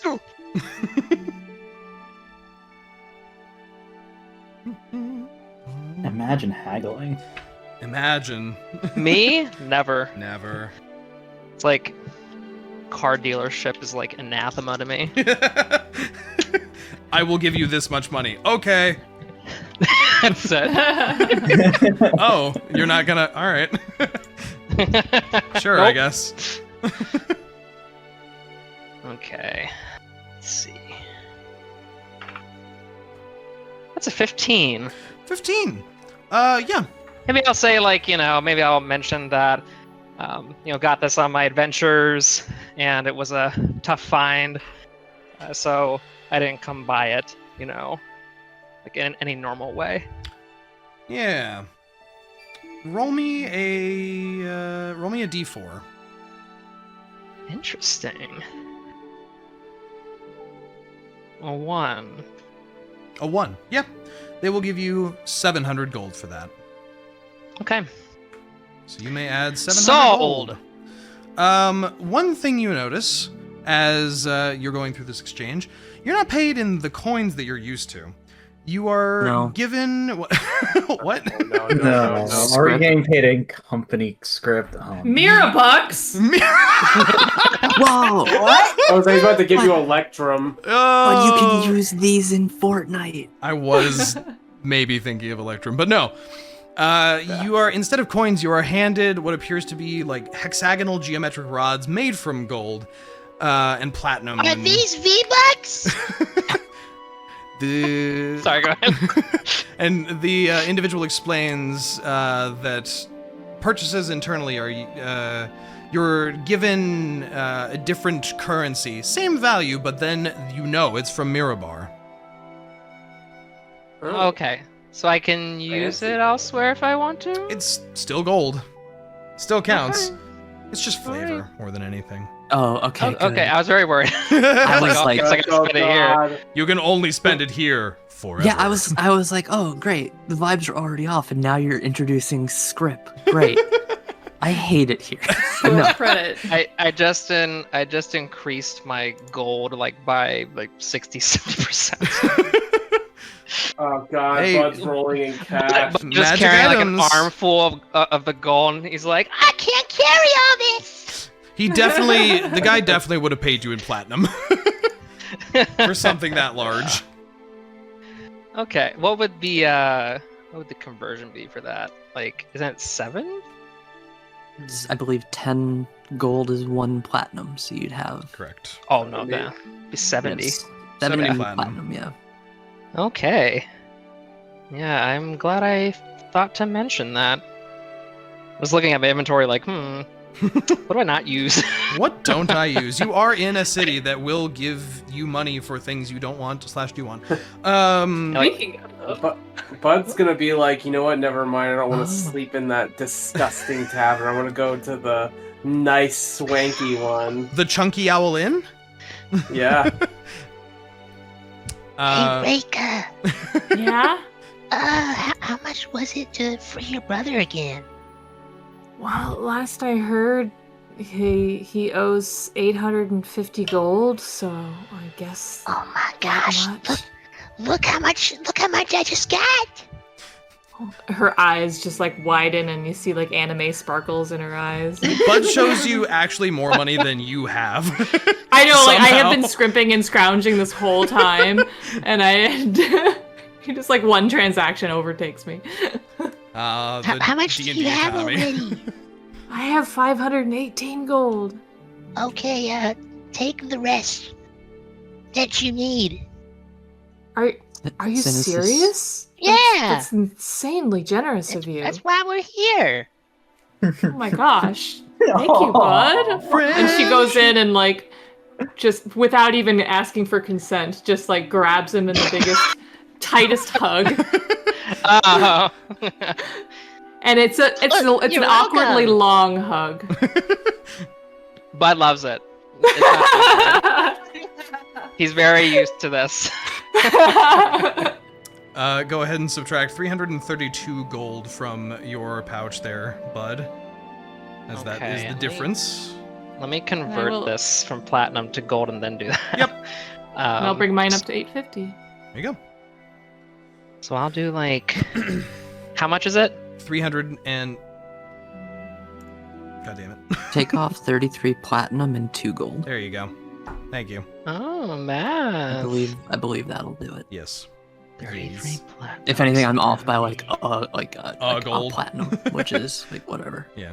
Oh yeah, whatever. It's just like someone's... It's only 10 gold when we've been quoted like 4,000 for something. And like 15 to 20,000 for a different thing. Yeah. That should be 47, yeah? I think so. Something like that. Hold on a second. You said it's 318, right? That's, yes. 330. 332. 332. Okay, I'm just adding that to my goal. The difference between 850 and 518. When you start getting to triple-digit numbers in D&D, brain stop. You would have had platinum left over. Drain. You would have had 37 platinum. Oh, 37. Yeah. Okay, cool. Rinn. Excellent. Yeah. Rinn bought a cool cowboy hat. Whoa. Oh my god. She looks up from her beer. Yeah, what can I do for you?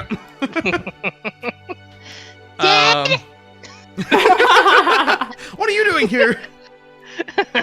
He's the only one with a southern accent in all of Faerun. You get told that you can either choose... you can choose to buy a +1 sling, which would run you 200 gold. And then you also need to purchase potentially +1 ammunition, which will run you 25 gold pieces each. Stuff. Or sorry, What? each being quote unquote like a bag of 10 kind of thing. It's like a printer. The printer's like $50, but the ink is 1,000. What about an equal daggers?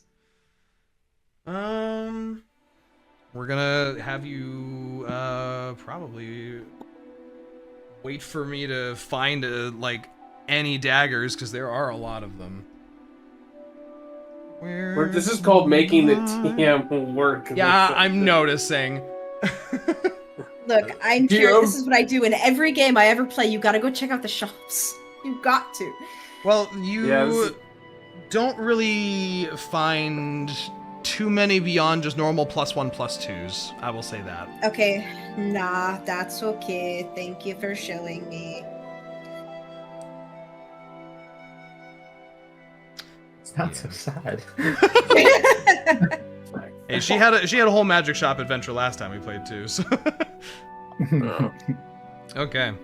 Is there anything else you guys would like to do? Go to some other shops.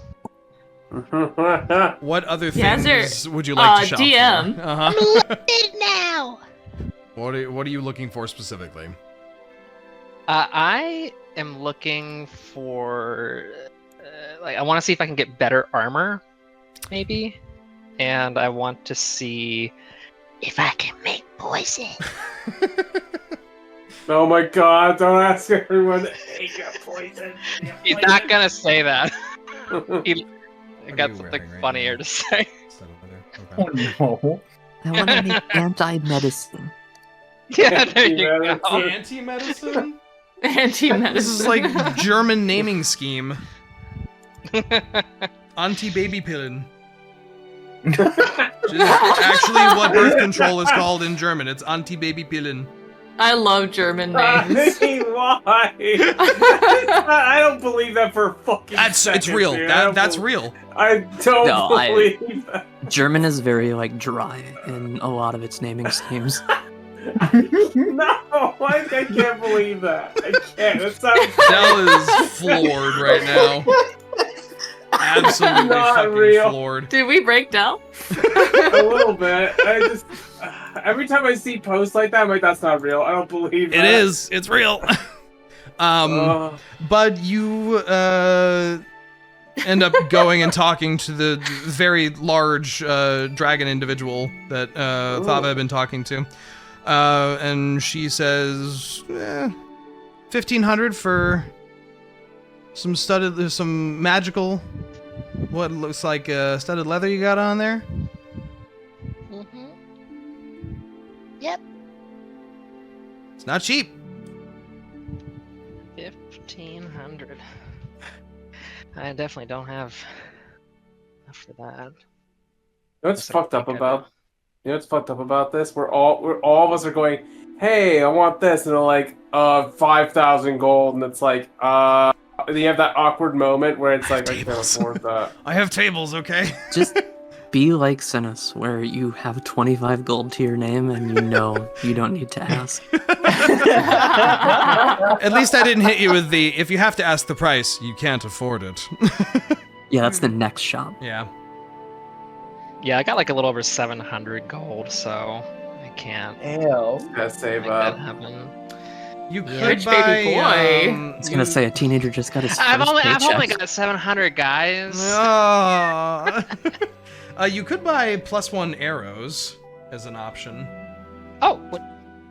Oh, what does that do? It's the, adds 1 to your attack roll. Whoa, that's cool. But of You course, gotta track 'em. you have to keep track of your ammunition.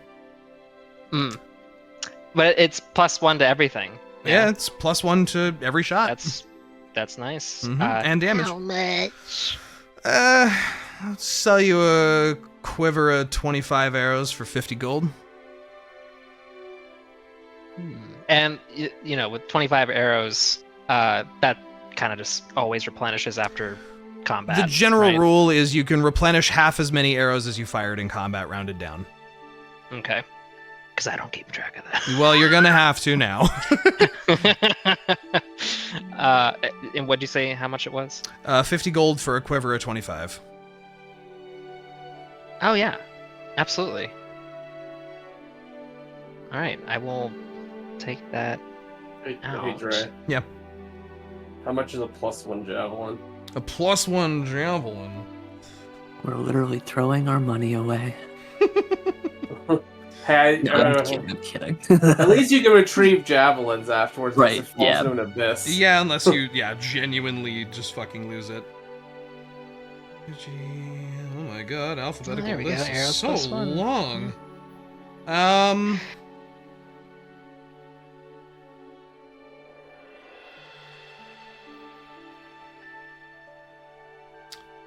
Need to roll something because I'm unsure. Yeah, okay. A +1 javelin would run you 300 gold. Oh, no, I can't afford that. I'm poor. Damn. Damn, that's well. crazy. Good to know, though. Gotta wait for your stipend from Gundren. Yeah, right? When are we getting the stipend, actually? When is that happening? It's been 1 month since you did the job. Where's my stipend? I need my gold. Where's my money? Advance. Where's my stimmy check? Payday loan. Did he say how much the stipend was probably going to be? He said it was going to be a percentage of the money earned by the mine. You don't know how much that is yet. But he said that it would probably start happening after the first month they get it up and running. We should check out the local newspaper, see if they say anything about the new mine in the southern lands. Need money. Oh my god! Jeez. Just need money. We all just need money right now. Jesus, yeah, I'm so far off from being able to afford anything. I'm not even gonna bother Alright, asking. Go ahead, bud. Are there any longbow options? By 5,000 gold. Also, does Niah part of the? Does she get a stipend, or is she not technically? She was part of it. Gundren had said that Yeah, he but I would also be got considering her as part of the group, though she was very sorry. He was very sorry for the loss of life. He still has no idea. He doesn't even know you're still alive. That's true. Yep. That all happened very far away from here. Where is the book that I am looking for? Gosh, dang it. There you are. Give me longbow. While you do that, I'm gonna go grab some water. Yep. This is just me literally opening a giant book of items and being like, what sounds horrible? What sounds fun? I need a pawn some kind. Oh, let's see here.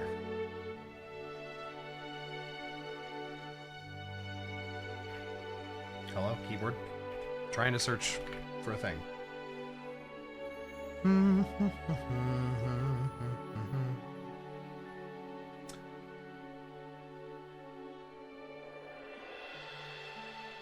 That's maybe a little too... Why is this organized common, legendary, rare, and uncommon? Who did this?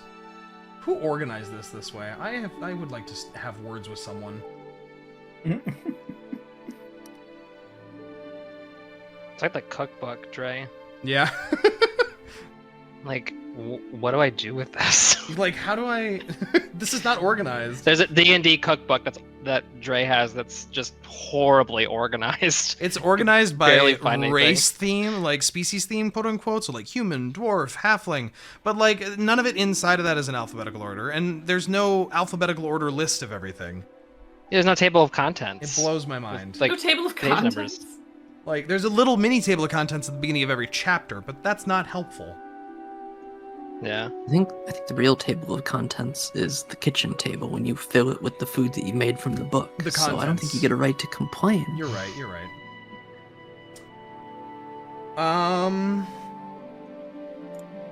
Yeah. You do find one of the magic item sellers has a bow on hand. Oh. It is, as they say, it is a worm's hide bow, crafted from dragon scales and strung with the fibers of a dragon heart. Oh. And? They describe that it basically will allow you to imbue yourself once per day with a myriad of benefits. It would run you, as I scroll back up through my table.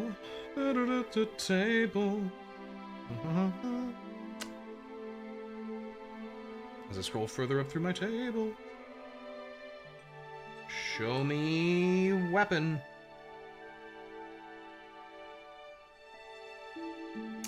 Tell me how good it is now.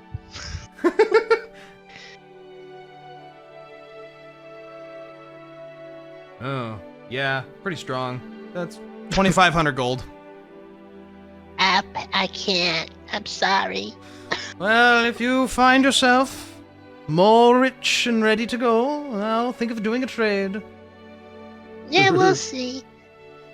Thank you. Of course. Next, please. You know, there is that adventuring guild. We could try to find some work while we get Reyka's brother's situation figured out. Yeah, true. I don't know how I'm gonna be able to make that much, though. We also have our stipend, which I don't know when we're supposed to be getting that. Just gonna fall out of the sky. Actually, yeah, how the fuck is he gonna get it to us? How the fuck is that gonna work? He said he would figure it out. Another dragon. You hear a jingling of coins mysteriously appearing Your in your pockets bag. are like Your pockets are massively very full heavy suddenly. We're rich. We're rich. Dre, would there be anybody in the market that would buy my green dragon scale or devenom spider fangs? Ooh, I've got shit like that too. Yeah. Rinn's suddenly like, yeah. We gotta make bank, y'all. Everyone, empty your adventurers packs. Let's see Oh what my we god. No. Thava's not letting go of the blood she collected, is all I'm gonna say. Oh my lord. And she's got her own little trophy necklace. Mm-hmm. So she's not getting rid of that either. You I got find good stuff, but I should probably hold on to it. You find yourself before a sort of like darkish looking stand. Like there's a big canopy that goes over the front of it, and there's no like candles really, so it's just really dimly, poorly lit. And you see a hunched figure sorting like leaves of some type of herb one at a time from a pile into a bowl. And they look up as you approach and go, "Oh, what do you need, darling? What are you selling?" And they kind Reyka of pulls out the hunch how big is a forward. how big is a dragon scale anyway? Probably 3-4 inches, I would imagine. Okay. I think didn't know if it was like a breastplate size or if it was tiny. I think it depends on which Depends. dragon you tore it from, Yeah. because the white dragon was way bigger than Venom Fang. This That's is from a Venom Fang. Fang scale. Yeah. So Probably like 3-4 inches in size. okay, so I'm gonna pull out my Venom Fang scale and my 2 Spider Fangs. Oh, reagents. Are you looking to sell them? Yes, what would you offer me for these items? Like a I procured them off the corpses myself. Oh, Rinn looks over her shoulder, very interested. Oh, yes. Well, I could take the dragon scale off you. I would give you 250 gold for it. She tries her hardest not to respond to that number, but she is like dying inside of excitement. Dragon scales are very rare, It looks pretty fresh. Within a month or 2, I would guess. Oh yes, it's very fresh. Oh, and what of the Spider Fangs? Well, I think I might know someone who would like them more. Someone who dabbles in the less savory drinks, one might say. Fun. What was that? Is someone selling poison? They are devenomed. Get him! Get him! Seize him! Seize him! Well. Out of character. She like beckons you with a finger that's like really gangly and long. And it's just like, oh, come closer. Should be careful. But if you're looking for someone who deals with things like spiders, and she winks at you one time, you should potentially. There is a small little shop south of the Adventurers Guild here. You go at night, knock on the door with a black diamond twice. But you didn't hear it from me. Oh, okay. But I will Reyka take the winks dragon scale. awkwardly. Both eyes, one eye. Winks with both eyes.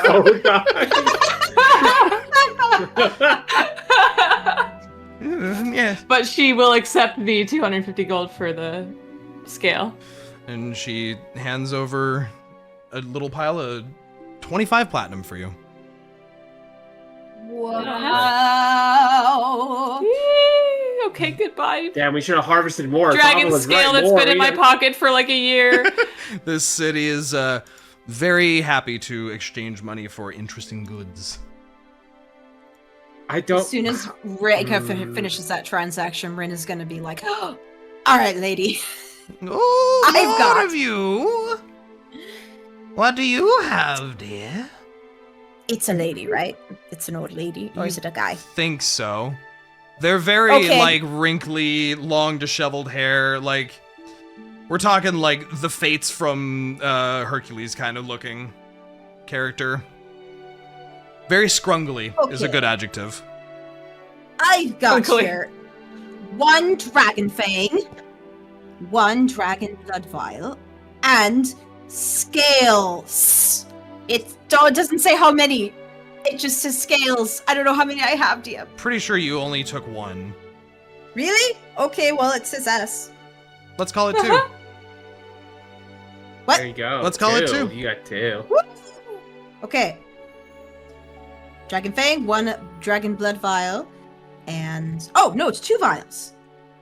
Wait, did you steal that idea from Thava where you're just like, Yo, yeah. Oh, yeah, I sure did. She's like, I'd also want blood. Thava was just kind of standing there again with like a flat-looking facial expression. I love the idea of like Rinn seeing me get a huge heap of platinum for my 1 scale, and she's like, oh, shit! Just dumps out her whole bag. Yeah. I have never been happier to have taken notes in my notebook. Oh, I guess I could take the scale off of you. I will also give you 250 for that. Blood vials, I will give you 20 gold each for. That's less than I was expecting, but okay. Sounds decent. Wait, did Reyka haggle? No. Or she's not asking her. No. Okay. Okay, I'm not going to say anything about how appeasing I find those numbers.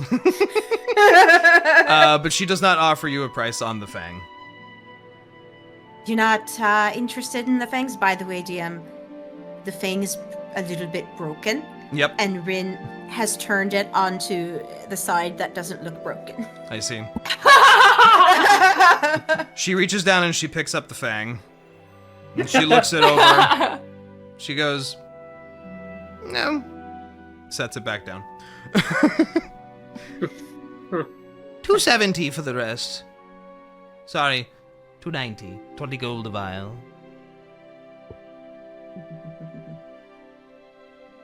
I'm looking to do some generous work with these funds. Any chance you would give me 350 for the lot of it, Fang included? The Fang is broken, and I don't have a recipe which needs dragon's fangs. But you might sometime. Roll a persuasion check.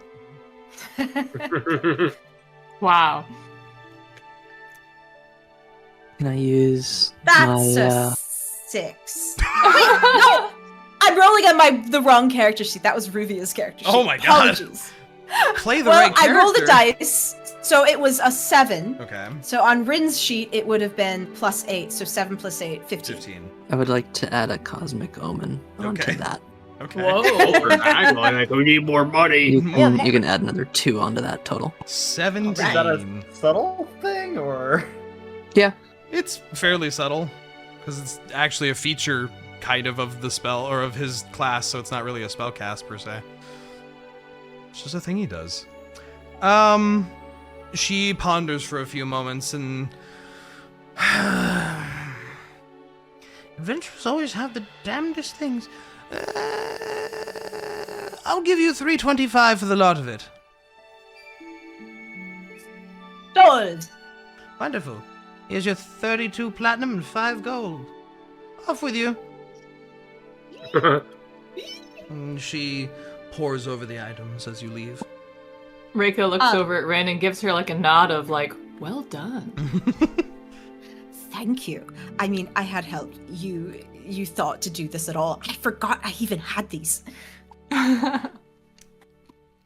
You hear ringing out over the city again, the bells dinging 5 times. Please report all suspicious persons to the guards. A prepared city is a safe city. Dun, dun, dun. So enabling. What qualifies as a suspicious person exactly? Listen, if we're at an airport, it's more like do do do wah, wah, wah, wah, wah, wah, wah, wah. Do, do, do. Yeah, you gotta speak through like a metal, like a piece of paper or something. How is All anyone? people you would know. Was anyone expected to sleep in this town? They do that at night, for my too? airport lady voice. Yep, it's pretty good. I have to assume it's at night. I mean, why would they stop it during the night? Because people are trying to sleep. People can sleep. I don't know. I get the vibe that They care more about appearances, perhaps, than comfort. Okay, is there any other knick-knack, doodad, biddly-bob that you would like to buy? Did Bud overhear the conversation, or like maybe some like whispers of what the merchant was talking about with the store to go to at night? I would assume Reyka would relay that. Okay. Potentially. Yeah, it's a place called the Black Diamond. Shh! 2 knocks. Actually, After dark. If you go, I'm gonna come with you. I can get my boys in there. Okay, well, I don't know how we're gonna circumvent the curfew. Hey guys, I can hear I you. have a disadvantage to stealth. Okay, did Trey say it's I knocking twice with a black diamond, or was it Knocking twice at at a door with a black diamond. with a black diamond? Okay. Okay, 3 things. 1, is this going to be in the shadowy district? If so, beware, according to this note. 2, I would like to show people the cool thing of armor I found at that other store. 3, DM, can we cut this short and you could just list the available items in the market district that we can find? I mean, I told you can find any weapon and any armor. +1, +2, and Okay. they are priced as such. When you ask for specific things like longbows or things like that, I'm gonna go looking for specific fun longbows that aren't just +1, +2. Stuff like that. No, DM, you have to tell us everything right now. No. Where's the Holy Avenger? I need a Holy Avenger, Dre. Die. Okay, so if I think of a magical item that I would like to purchase, you will say it is here. I can find it. I can have you roll to see if it's here, and then I will tell you if it's something you can buy from them and how much it will cost. I would like the Ring of Winter. No. What was the armor you were pointing out? I actually did legitimately forget what it was. Last time I was here, we found a cool. I wrote it down, but I think I wrote it down in the wrong book because I cannot find it. It was called Freerunner's armor. There we go. What's it do? Let me pull up the description for you. Come on, D&D Beyond, just work with me for once. Just once. All I want you to do is for once. I'm gonna assume I can't afford it anyways, but I'm curious. Probably. Well, Actually, I remember it being rather affordable. it was 350 gold. That's 3 times what I have. You were told that it was an That's a little armor. shit to me. You were told that it was an armor that would allow you to be more agile, though he wasn't super specific about what that meant. Dude said you could climb up walls. I remember. Specifically, while wearing this armor, you feel light on your feet and agile. When you make a long jump onto or alongside a wall or similar surface that is not slippery for the first time on your turn, you can move along that wall for the length of the jump during the move. And then you can make a second jump, provided you have the movement to do so. It's awesome. That does actually kind of interesting. What's the armor type? In this case, I would put it under... I'm trying to remember names, and I'm bad at that. What are you wearing right now, Niah? What I am wearing is studded leather. Studded leather. It would probably be that. Okay, and then there was some kind of lantern here too. It was pretty cool. Ah, yes. The head. And there was a necklace of fireball, and that was kind of cool too. Yep. He described it as a lantern which will disable someone's ability to go invisible for a short period of time, if you pointed at them. Yeah, it's pretty cool. Why are you offering that to us, Dre? That was random. I had her roll on a table, and I used the items that were in the table. Don't talk to me. But yes, if there's nothing else you want to buy, we can fast forward time, whatever we'd like to do. Hey, Niah, I'll buy you that armor if you give me your ring of spell storing. Yes, a 4,000 gold item. A good trade. Wait, I thought it was 400 gold. The Ring of Spell Storing? Yeah. 4,000. No. Never mind. Also, it fixes one of my core class problems. Which, Dre, speaking of, would I've been able to attune to that last night? Oh, yeah. I forgot to do so. Yeah, absolutely. Did it have any spells stored in it? Nope. Okay. It was empty. Alright. May I load spells into it from last night? As you please. Okay. I assume you guys would like to fast forward to the evening, then. I would actually like to go to the Learned District. The Learned District. And look up and find a library. Mm-hmm. And pretend to be a very, very curious and very excited creature asking about or wanting to learn about the really interesting and fascinating underground prison. Sure. Does anyone go with you for this? Oh boy. The Learned District? It is the northwestern-ish portion / western portion of the city, which contains things like a library and the Chunky Owl Inn. Why do I have a feeling that this is going to get you declared a suspicious person? You... Do we want to split the party and have some people check out the Adventurers Guild and see what the deal is with that? Yes, that's me. Yeah, I was interested in the Adventurers Guild personally. Oh my god. But, I mean, I also want to know if this place is called the Chunky Owl Inn or the Chunky Owlin. Oh. Oh. Oh my god. It is now. That's a way better name.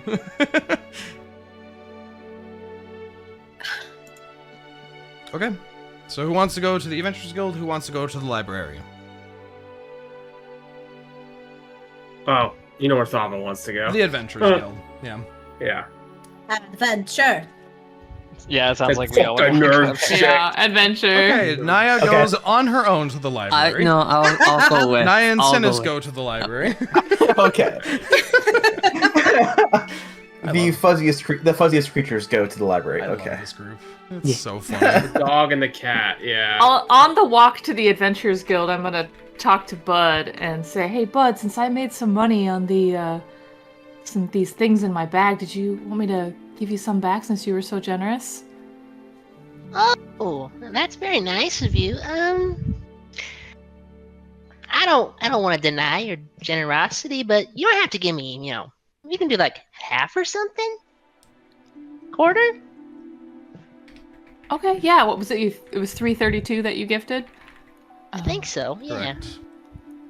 Yeah, I could give you. I could give you 200 back. Would half be like about? Well, half would be like 150, 60 something. Yeah. 165. Yeah, probably. I think I'm gonna haggle her down. Well, He's too pure. why don't we take a short break while we figure out prices and just get into the next scenes? Okay. Let's go out to That's the good. lobby. Let's go to the lobby. Intermission.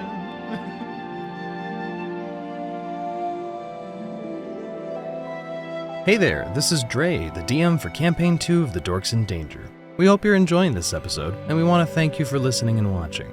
If you never want to miss an upload, make sure to subscribe to the channel. Share it with a friend if you like what we're doing here, or leave a comment. It helps us out.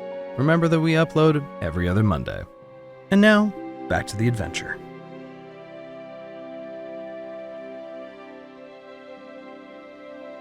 And we're back together. I'm gonna change up the music just Hi, to add some everyone. variety.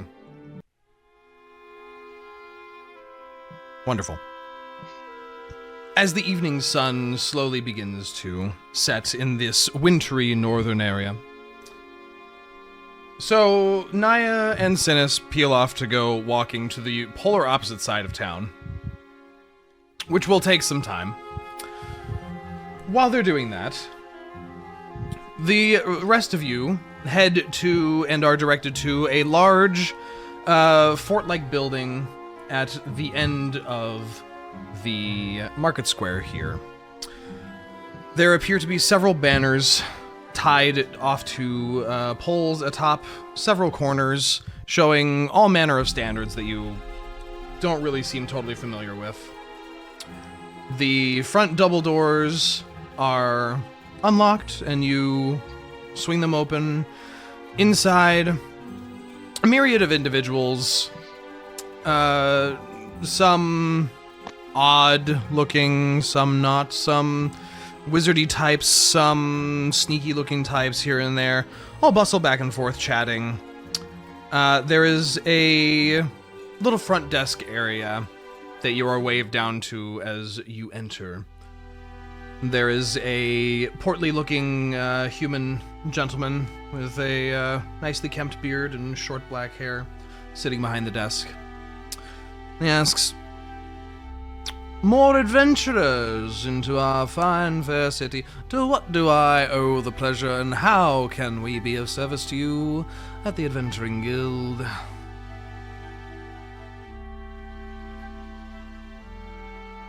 Oh, Party stands in silence. We're trying to make money. As most are. We're poor.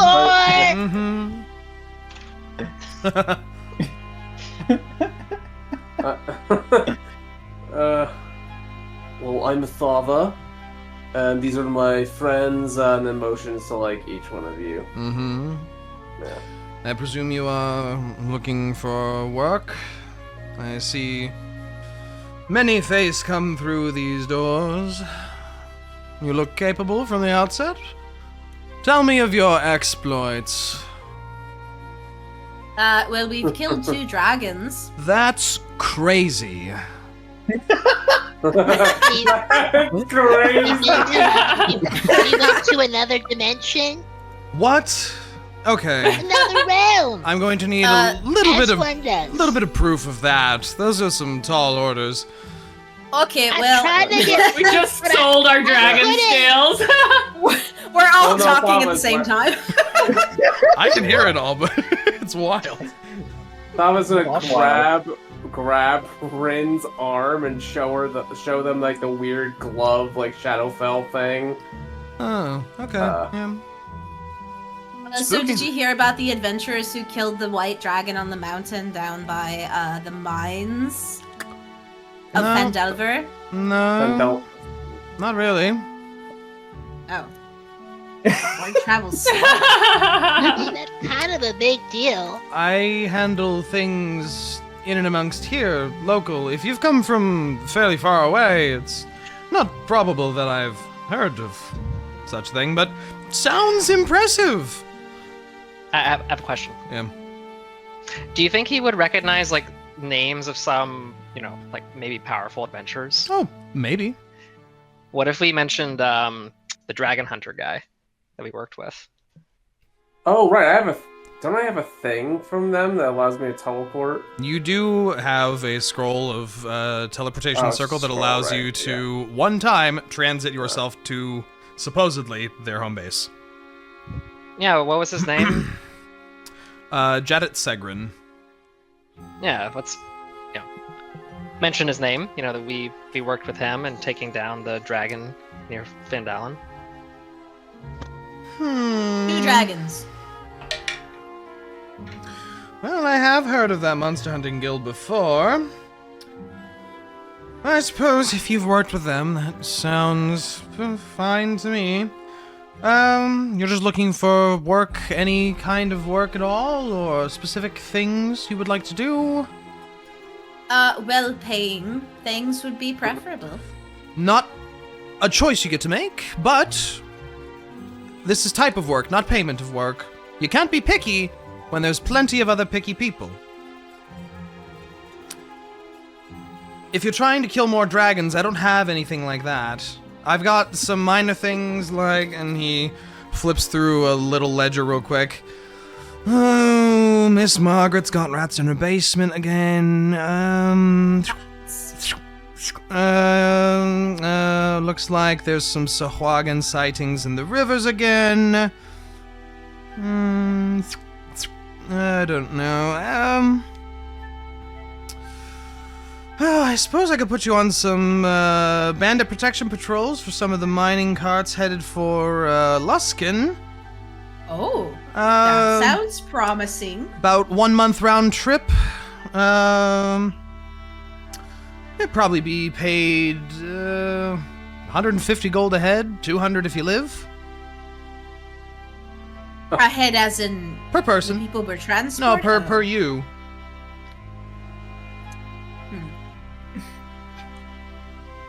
For a month?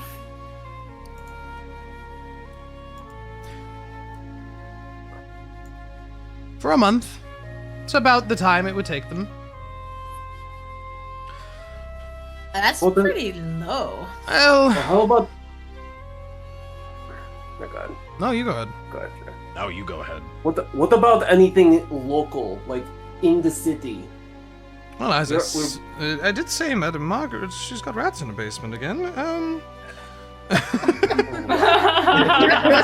That is That was local. kind of scoffs at There's not been a ton of need. The increased dragon sightings have really been reducing a lot of calls for, work beyond protection. Some external villages have been shutting down. I'm not Wait. How entirely much sure. is Madam Margaret No. paying? No, wait. I want to hear more about these dragons. Where specifically are they saying there's dragon sightings?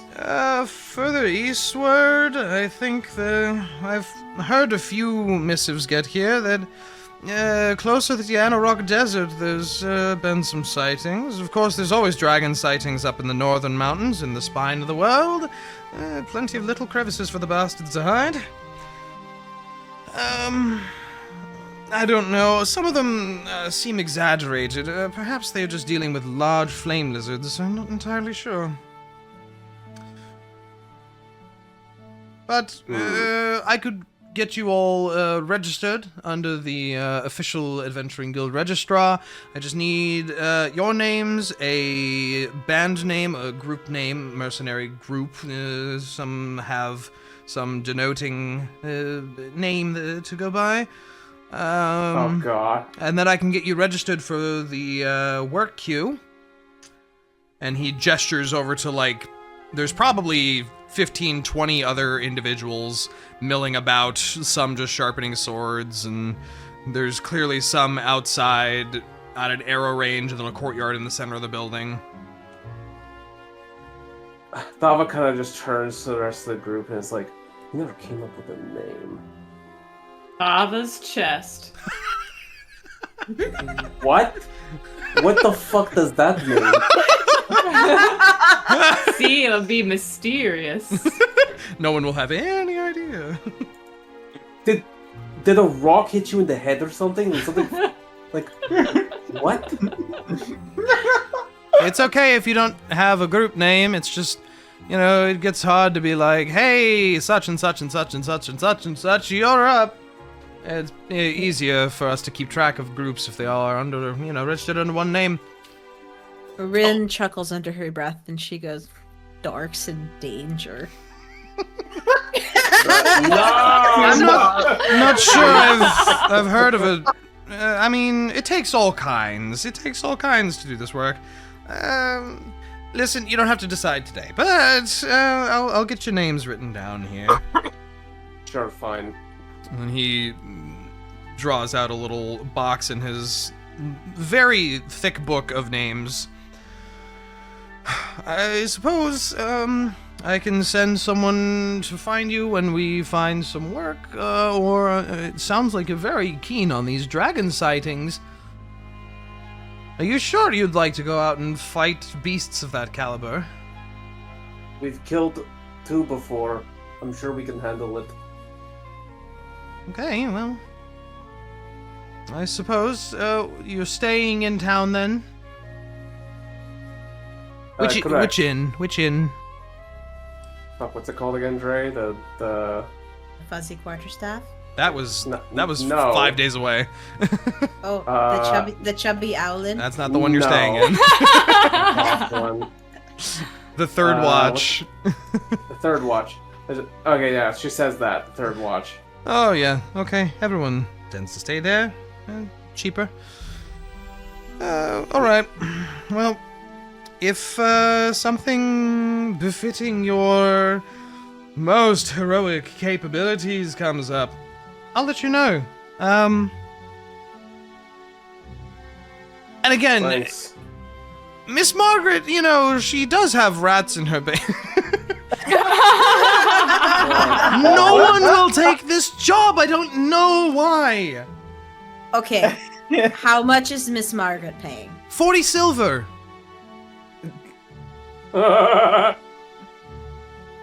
do feel like Miss Margaret is just really lonely in one's company. A grain of rice? Okay, I have to be completely honest with you. This sounds like a trick, and it's like, if you go do this, she'll have, like, valuable information that's somehow relevant to the fucking plot. Or a secret entrance to the underground city. Yeah, I'm just... I mean, that's what I'm expecting. Otherwise, that's the worst that meta-knowledge, happens though. is we help an old lady. It's meta-knowledge. A lonely old lady who just but wants I definitely company. think... Yeah, but I think Thava is just like, yeah, this is fucking stupid. I am not gonna go and kill some fucking rats for an old lady. It's the fastest every new adventurer takes. What to say, though, I think it's fun. This feels like the first quest in a video game. Mm-hmm. That's what it is. Save the rats. It's always kill rats or get bear asses from the village. There's always something. Bring me 10 bear every asses. Bear drops a bear ass. Yeah, you gotta try to, you try to kill a boar and you try to collect livers, and they don't have livers for some reason. Why do these creatures lack livers? But he appears to have put you in a list of names that can be assigned work or offered work, should the opportunity arise. I'm sorry, what? We can put our names down in case something. That's what they did. That's what he said. He took your names down and he said if there's something yeah. that seems fitting, he'll reach out to you. Cool. Well. He's a temp job placement guy, basically. Wait, but can I have a sidebar temp with agency. Reyka real quick? Sure. Reyka? Yes? Did that job with the mines ring any bells for you? I don't recognize the name of the mine, no. I was just told, Mirabar. So... What was the name of the mine? It was... Dre? What mine? Dre... You talking about the month-long thing? Yeah. Dre, the mine that... do we know the name of the mine that my brother's in? Nope.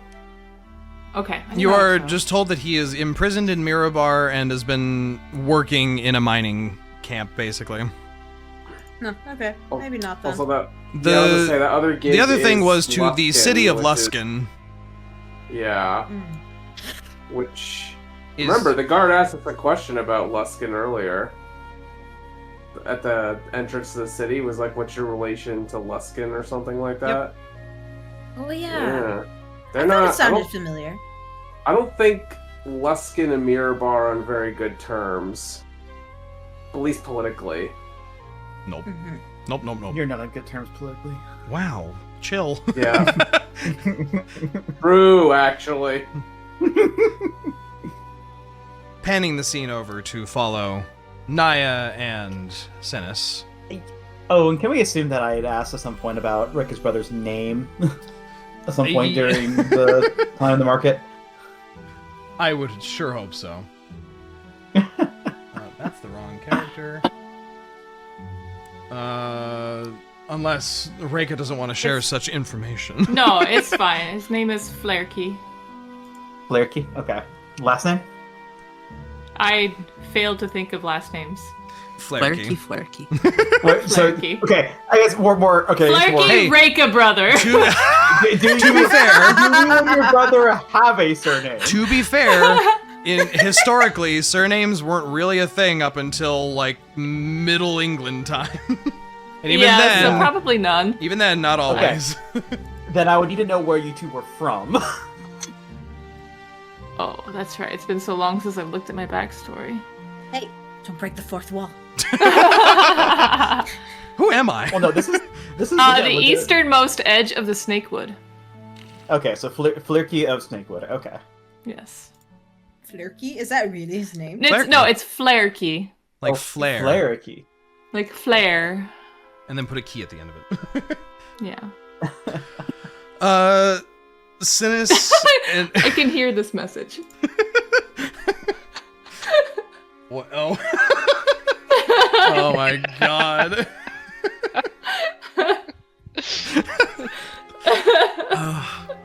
Okay. What?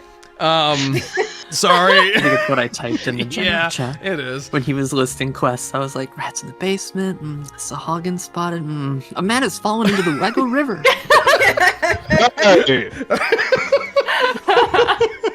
Oh, jeez Louise. It sucks that I'm so, like, easy to make laugh, because it makes doing this part so hard. We are so good at it, though, guys. Ah, God. Okay. Niah and Synas, you guys wander your way up to the western portion of town, crossing beneath the looming visage of another guard tower and the constantly smoke-belching smokestacks in the center of town. Asking around, you're pointed to a very large and lustrous-looking building at the end of the way, which appears to be probably 40, 50 feet tall, a rather massive structure. Upon entering, you are greeted with the overwhelming smell of incense and old book. There appears to be an attendant who strides up wearing a very simple garb, like a button-down doublet and nice trousers. Their hair appears to be kind of just coiffed backwards in, like a lightly gelled swoosh, but it's probably just slicked back with some other oil or some kind. Hi, welcome to the Topside Library. What can I do for you? So, Niah now is absolutely a bundle of delight and eagerness. Hi, I've heard Mirabar as a level subterranean city, and I've always been fascinated by this kind of architecture. Curious if there's anything I could read or see about this, the architecture of the city. Oh, well, there's no maps of it. It's illegal. But... Oh, is there... Oh, okay. Is there, anything I can read about it? Yeah, come with me. And they lead you off to a side area, and you're presented with a book that is titled Notable Architecture of Mirabar, within which, as you start flipping through, you see sketches of the massive smokestacks in the center of town, and a crude drawing of the fact that they just keep going deeper and deeper into what appears to be a massive, network of pipes down somewhere in the subterranean level. Flipping through a few more pages, you see a large castle structure that looks like it's been built on itself multiple times, and its name is The High Keep, rebuilt and rebuilt again, is the little anecdote on it. You flip through again and you find an octagonal structure, which is depicted as very bleakly, very hard edge shading, and above it is named... Make sure I don't get the name wrong. Where to go? Grey Rock Prison. And you see one of the anecdotes below it that appears to have been written into sort of the border. You see prisoners, multi-level, mining work.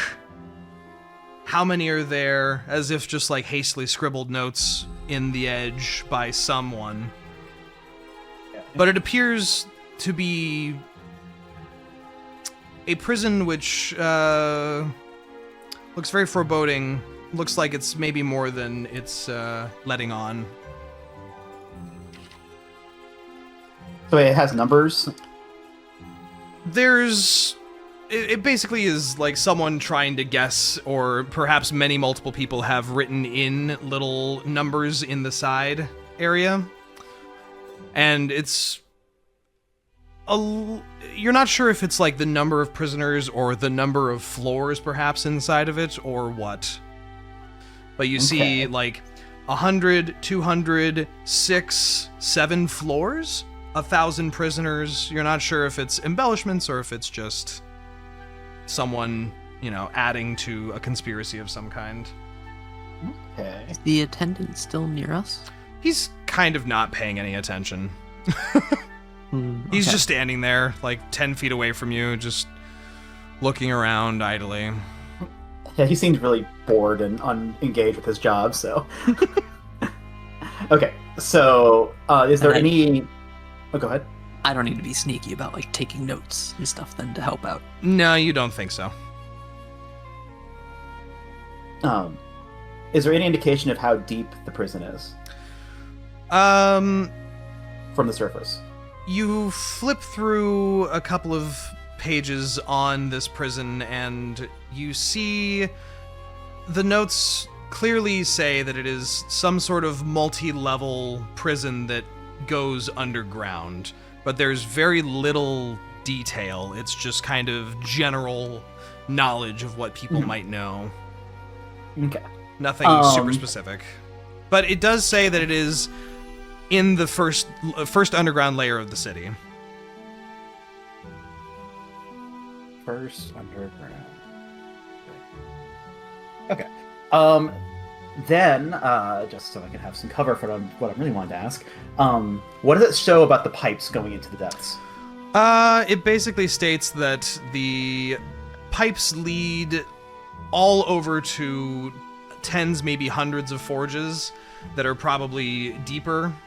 There's not really a specificity of how many layers the city of Mirabar has, but you see at least mentioned 2, and this pipe network appears to bring ash and smoke all the way from the deepest layers all the way to the surface. Okay, and then you said the castle, the high castle. There's like a reference, like it was built on and built on again and built on again. Yep. Right. As if each time a new layer was done for the city, a new castle had to be made at the highest layer, sort of thing. Okay.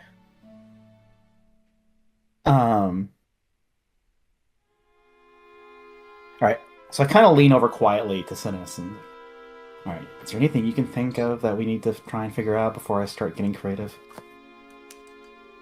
The only thing that I'm a little concerned about is the note in the margin about how many prisoners. Like, do they have any documentation of how many they track down there? Because if this has multiple L's, this seems like a great way to make someone disappear. Exactly, and which is exactly why we're not going to ask about that. Exactly, yeah. That is a dangerous question to be asking. No, I understand. That's my only question, though. Yes, okay. Alright, let's see if we can get anything more, but we need to make sure we aren't just, like, giving away our interest in the prison. Well, I could probably cover for that. Yeah? What do you have? What's your idea? Well, I mean, I've never been this far north. They probably have some kind of documentation of star charts and astral phenomena that's happened up here. There's an observatory just out of town. We can have him collect a couple extra books alongside your architecture to kind of, muddy the waters, so to speak. Fair, alright. I got a couple questions I can ask for, like, books on, like, certain types of architecture, and I'll see if I can sneak in the prison as well for anything he knows or can point me to. Alright. At that point, Niah stands up and approaches the attendant again. Hey. Done? Good to go? Need anything else? Hey, well, the book is great, but I was curious if, like, you had any, like, I see these, like, this architecturally, there's like all these pipes going deep, and then to talk about all these forges, like, is there anything like expanding on that? And also, I saw like that high castle seems to have like been built and built and built again. Like, is there like anything? And other there's just the prison. Like, it just how does that exist? Like, how do you maintain it? Like, there's You've got a lot of questions. Sorry. Yeah, I mean, I can start like pulling. I'll just. Do you want me to just like go grab Mirabar and architecture books? Like, I can just bring them. Yeah, that'd be great. Okay. Anything? Synas raises a hand. Yeah. Saying, and also, if you have any star charts or records of strange astral, Yeah. Oh, yeah. Okay. Yeah. I'll be right back. And he kind of shuffles away, like muttering to himself as if trying to keep it, like trying to figure out, okay, architecture, buildings and bombs. Okay, yeah. And he vanishes for like 10 minutes off into this rather. Like, fuck, I have to actually work. Off into this like huge library. Like, as you watch him walk away, he walks into this central circular area, and it looks like floor to ceiling, full of rows and rows and rows of books. There's multiple floors. Like, there are probably thousands of tomes here. It takes him a while. While he's off getting those books, taking a look around, maybe getting up to stretch my legs and peruse maybe an aisle or two. Are there any guards or anything that looks like it's like observing or? Make a perception check for me.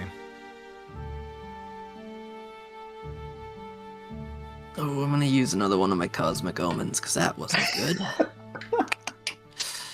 Because I really want to make sure. Okay, that's gonna be a flat 15 then. That's really good. It was 11.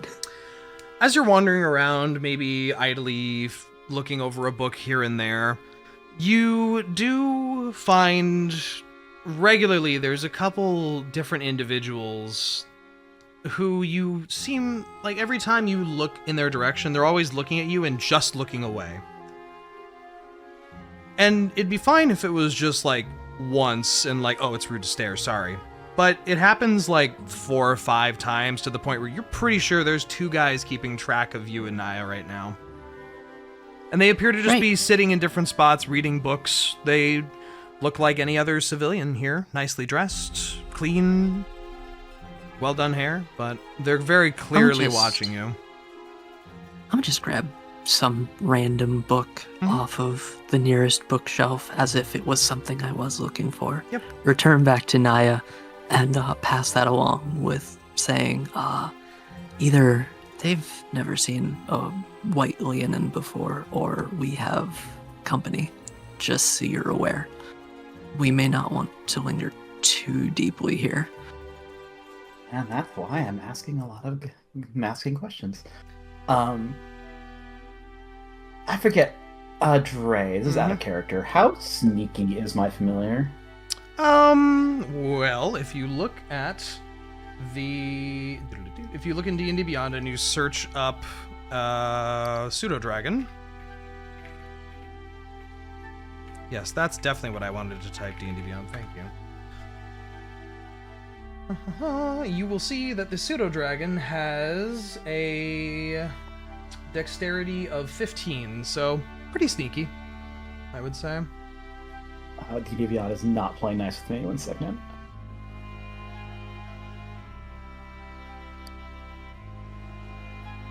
Is it proficient in stealth as well? They are not.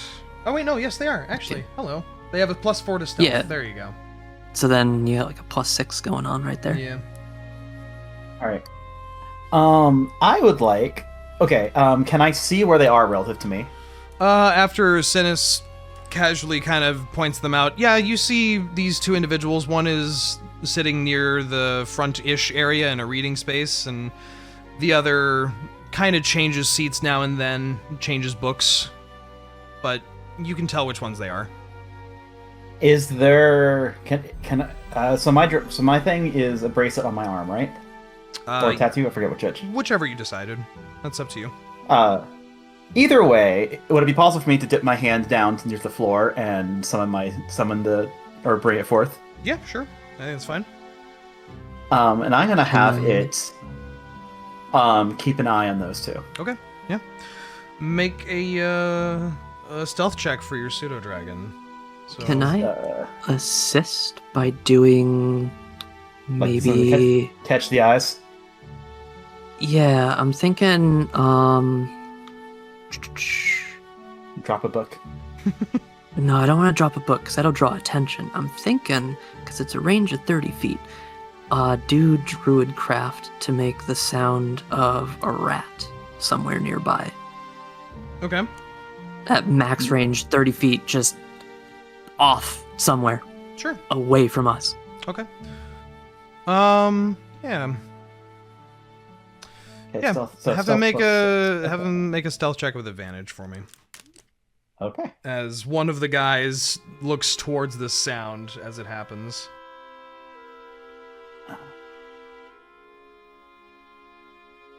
So that's going to be a 21 for my little dragon. Pretty darn good. Yeah. You summon forth your little pseudo-dragon companion, and it scampers into the shadows, seemingly completely, you almost lose track of it for a moment, so quickly. But you can have him do whatever you please, and you can communicate with it within, 100 feet, I believe, for Find Familiar? Yeah. I want him to get up high and keep an eye on me, too. Sure. Yeah. You see scampers and flaps and flies its way quietly upward into the rafters of the building. Okay. Right about the time when the attendant rounds the corner again, and he's carrying too many books. He's got like 13 books in a stack. Too many books. And like one of them's about to fall off the top, and he's like, oh, fuck. Okay. So I give him a delighted look and a little happy delighted look and little claps. Yeah. As he comes up with the books. And he like slams them down on the table and just kind of all of them kind of fall into a pile, and he just holds his forehead like, oh god, I'm gonna get fired. Anyway, yeah, I can keep looking for some more. There's a couple historical star charts in there. There's a history of dwarven architecture in there. Yeah, let me know if you need more. I'll keep looking. And he just kind of shuffles back away again. All right. I start digging through the books, very much looking for information on the prison, but also making sure to also look at other information in case someone is watching. Yep. Synas, are you doing anything else beyond looking at star things? I will look at the star stuff so that way it doesn't look like we're focused on that stuff. But I do want to point out, I do speak Dwarvish, so if anything is written in Dwarvish, perfect. Okay. And I will happily translate. That's good, because the entire book on dwarven architecture is written in Dwarvish. Oh, great! Oh, yeah, I'm gonna have to pass that along to you to read. As you're scanning through it, there's notes on dwarven like stonework that was used in Mirabar. There's the construction of the smokestacks in there, and as you're flipping through this book, you're getting toward the back. There's not really been much. You flip to another page, and there is that same octagonal building, but tucked within the pages, it appears almost like a sketch of the building itself. Almost like a continuation of the sketch from the other book. Like someone transcribed it onto this page. And folding it out, you see the octagonal structure as it is in the first book you guys were looking at. And then it just in a column goes down this octagonal shape, what appears to be several floors that then branch out into tunnels, little rectangles. You're not sure. The sketch is very kind of muddy, but it's clearly some deeper kind of thing than just one building. In Dwarvish, toward the bottom, and actually in a couple of other languages, there's one in Thieves' Cant. There's some other stuff written in Draconic for some reason. My only others are Druidic and Leonin. Yeah, it's Celestial and Sylvan for me. In Dwarvish, you see it reads, "It's extremely deep." And that's all it says. But this appears to be a sketch which indicates there's far more depth than just the building itself would imply. Yeah. Well, wait, as in, like, the... As in, the octagonal building looks like a prison in and of itself, but that it clearly just goes down. Right, okay, so it's not like non-Euclidean, okay. Yeah, it's not non-Euclidean, it's a shape. Okay. It just keeps going down, and whatever or whoever drew this doesn't know much more than that. It's clearly not super common knowledge. But there's plenty to see about the visible above-ground bits, as there's very nicely detailed images of the different sides and all the windows, and almost kind of half looks like sketches for what would be like a blueprint or a layout drawing. Nothing super in-depth, but it's clearly a very nicely put together building. Okay. Wait, nice put together building, that's not usually what you do for a prison. Especially not one that's underground. Mm-hmm. Alright. I'm going to spend a little more time like looking over the high castle architecture and just kind of like obfuscating what I was looking up for a little bit before moving on to any other books. Yep. You find very little else useful about this prison itself. You find maybe too much information on how stone is nicely cut in this city, and how gem dust is inlaid into the grout to make a perfectly nice pearlescent blah blah blah blah blah blah. You flip past it. Nothing super useful catches your eye beyond this multi-layered prison info. Okay. Synas, one of the star books relates to the comings and goings of the Starseeker Guild. Noting a couple of pages almost look like not a ledger, but like a visitation schedule. You see, it definitely appears like once a year, right around the end of the current month, Uktar, or near there. Clearly there is a group that goes up into the spine of the world to the north to this singular observatory. And there's even a little map sketched out for you. As I go back to the big map real quick. That map into my book. My Discord just lost it for a second there. Whoa. That got crunchy. Sorry, it might also be my end.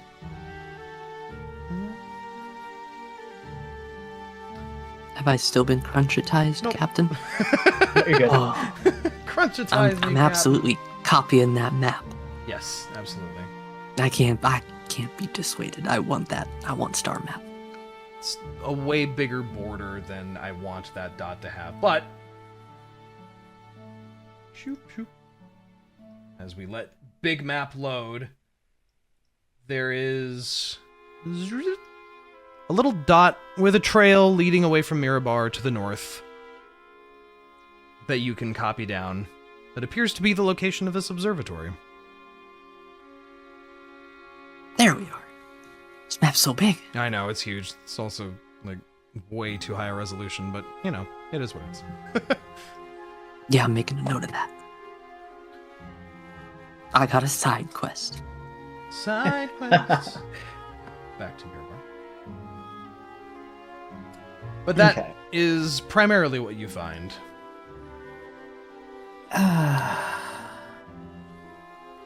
Okay. Not that surprising. It's hard to find anything, but Sure, any records they actually have been destroyed. yeah. What are the two people doing now that I'm watching? You'll watch them from my familiar's perspective. They've mostly just been sitting there, staring at you guys, not really moving from their spots. You see one of them gets up and heads to the front door, stopping briefly near the other before walking outside, leaving just one inside. I am going to have my familiar follow the one going outside. Okay. Yeah, he swoops down and finds an open window to kind of swoop right out of and pursues this individual. You see through its eyes that they head out and away, sort of northward, away from the library, towards a very fancy, large inn over here. Would that happen to be number 10? It would be number 10. The chunky owlin. So I think that's interesting. Way better name. And then I assume I lose him as he goes into the building? Yeah, he's just inside somewhere. Well, that's interesting. So one of the guys I was watching us went into the Owl Inn after... Okay. Number 10. The chunky owl. Okay, so you said that the books had nothing else related to the prison. How about the mines? And particularly any mines that could be deep in the area of the prison.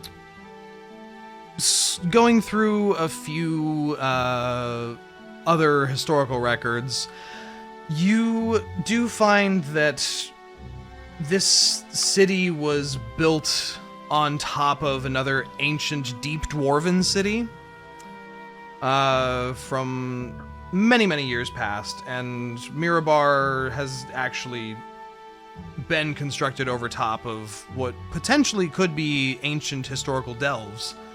There are records of numerous mines and mine shafts stretching beneath Mirabar itself. And make an investigation check for me. An investigation check? Okay. Yeah. Both of us, or just... Sure, why not? Why not? If you made me get a history check, I was like, oh, that's gonna go bad. Man, this star chart is really good. Natural one. Damn! 11. 11. You kind of look between one of the books, one of the ones that it doesn't really have a map of the city, but it is a map of known mining areas nearby, and you line up, like a historical record of at one point this used to just be a mountain area with deep mining from dwarves, and you kind of parse it together. You're not really sure where the prison is underground, but there's definitely a lot of mine shafts and old mining areas that line up to sort of the northern-ish part of where Mirabar is right now, you'd think. So it's possible that if something went deep enough or was constructed deep enough, it would intersect with those mine shafts. Interesting.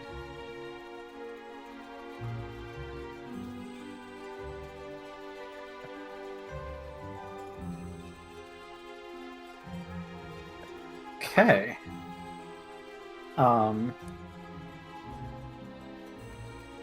And so and when I was asking earlier, they said there's mines to the north and south, right? There were quarries? Yep, there were quarries to the south and mines in the mountains to the north. Okay. That's where a lot of the ore and gemstones are pulled from, you were told. Right. But it'd be odd if they were like prisoner miners. You think like how far north is it? Like just outside the city, or like miles or days? Multiple days travel. So it definitely is not nearby per se. Okay.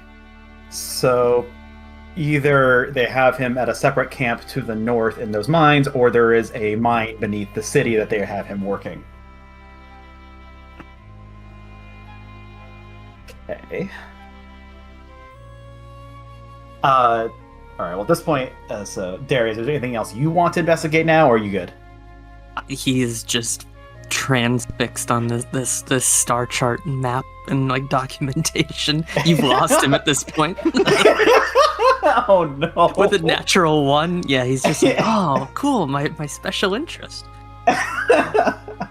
My special interest.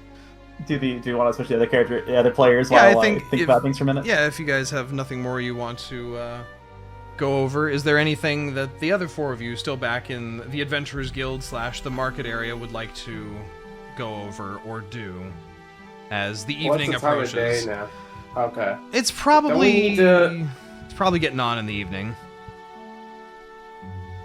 Would we meet up at the library, or would we meet up somewhere else? I mean, clearly we're gonna meet at the old lady's house to kill some rats.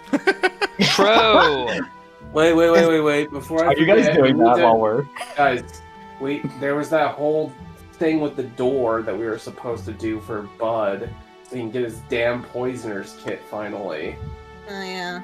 Remember? It was And I at could night sell with my spider fangs. Maybe Yeah, we true. can kill 2 rats with 1 door. Yeah. Oh god. Thava's like.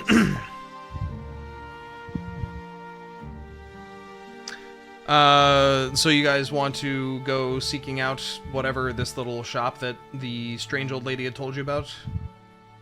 Sure. Yes.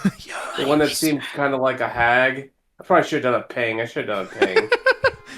Dre, turn on Metal Gear Solid 1 stealth music. Well, it's not after dark yet. You don't have to stealth around. Okay. Oh yeah, when is the curfew? No one has told you, and you have not asked anyone. Oh, whoops. Oh. I don't know. Yeah, the barkeep guy only told Niah and Reyka that there There is a curfew. is a curfew, not when. Yeah. Not what time. I made a note of that even. I would assume that would be by nightfall, which I guess the question is, okay, how close are we to nightfall, Dre? It's probably pretty close. I mean, it's winter, like late fall winter. Like the sun starts setting like 7 o'clock kind of thing. And the city is surrounded by very high walls, so you guys probably have like an hour before nightfall. Okay. When is where are we meeting at? Probably back at the end. That's my thought. We could just ask the barkeep. Well, So- we won't know. We don't even know there's a curfew, so we're just Right, the 4 of you don't. The 4 of you we don't don't. even know. Technically, Oh, Reyka No, knows. Reyka knows. Yeah, Reyka knows. I know. Okay, yeah, never mind. Yeah, we So, do know there's a curfew. the dissemination of information, I assume. Unless Reyka doesn't say anything. Oh yeah, no, I definitely would have told the party. Yeah. So, it's up to you. Do you want to go find this little shop? Do you want to go back to the inn? What do you want to do? Oh, we're probably already gonna meet at the end from where we were, I imagine. Yeah, but like, I thought the door was pretty close to where. Yeah, it's like we down wanted to here. go. Like, in the little grouping of shops just south of the Adventurers Guild there. Okay. I keep saying I mean, south. South on this map, it's not physically south. Well, then yeah, we can just swing over there. I'm sure the guildies would know what the curfew is too. Yeah, if you ask someone. I ask someone. Wonderful. Find the closest random person who actually seems like they want to talk. Hey! What? Oh, Jesus. Hey! Hey, I knew it. When's the curfew? Wait, who's Jesus? 8 o'clock! Just don't be outside after 8. Jeez, don't come scaring people like that. Just need to get your attention. Alright. Anyway, it's 8, guys. You guys go wandering down to this collection of small, not quite as nice looking shops. Some of them are boarded over and closed. Some of them are, they look like kind of just houses. sort of everything's very clustered together. There's a couple little windows where someone's selling bread here, and someone's got like a little wine stand there. After maybe 5-10 minutes of searching around, you do spy a door on a building further. Oops, I'm moving words. That should be on the map layer. Further down in here, that's got a large black diamond emblazoned on the front of an oak door.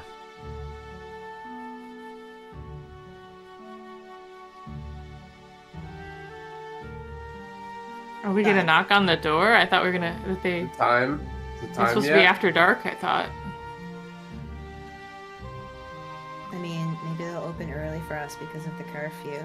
I doubt it. Do you knock on the door? Bud, this is your shit. Yeah. I mean, why not? It was 2 knocks, right? But we need a black diamond. Is there one around here? Yeah. You find a door with what appears to be an odd black diamond just emblazoned on the front of an oak door. Oh, I thought it might be like some kind of like object maybe hidden around that you have to find and then knock with. Nope.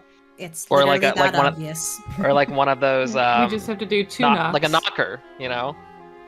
I'm so glad I wasn't the only one who thought that that's what was meant, was finding an object or a specifically black diamond. Yeah, I thought. I was worried. I'm like, actually, a black diamond just sitting on the floor out there. Just on the... It's like under the flower pot. It's in a fake rock. Yeah. Did you check under the... it's under a pot or something. Did you check under the welcome It's mat? under the front mat. Yeah. Or like a geocache, like a geocache. Geocache? Like a reward. But if you knock on the door, there's silence for several moments. And then a little rectangular slit in the center of the diamond slides open with a shkunk. What do you want? Jesus. Hi, I'm an adventurer, and I'm a ranger, so I'm looking for I'm looking for substances that I can apply to my arrow that increase its capabilities to hurt my foes. Shkunk. He winks. The slit slides closed right after that. What? And it's quiet for I a few didn't moments. say poison this time. There's Keep silence for a few moments, and then you hear the tunk of a latch opening, and the door swings open a little bit, and you see a mostly covered face peer out. This individual is wearing a hood with like a purple bandana like wrap around the lower half of their face, and they say, "Come in here." Okay. Go on. Are we all going in? Bud looks Someone's been back at playing the with it group. before. Bud looks back at the group, and he like does a little fist pump, like, and he like mouths like yes. Reyka tries to walk in with him. And he allows whoever, just says, "Quickly, in or out." Yeah. Yeah, fine. I'm gonna fine, go in, fine, that's we'll go super in, curious. Why not? Good thing the I cat's wouldn't not with us. And the door is quickly shut behind you, though carefully, not loudly. You find yourselves in a very dim herbalist shop. There's very few light sources in here. Those of you with dark vision, of course, can make out everything. But to those without it, it's very poorly lit for being some type of organized shop. There appears to be one table in the center and a counter and several shelves off to one side.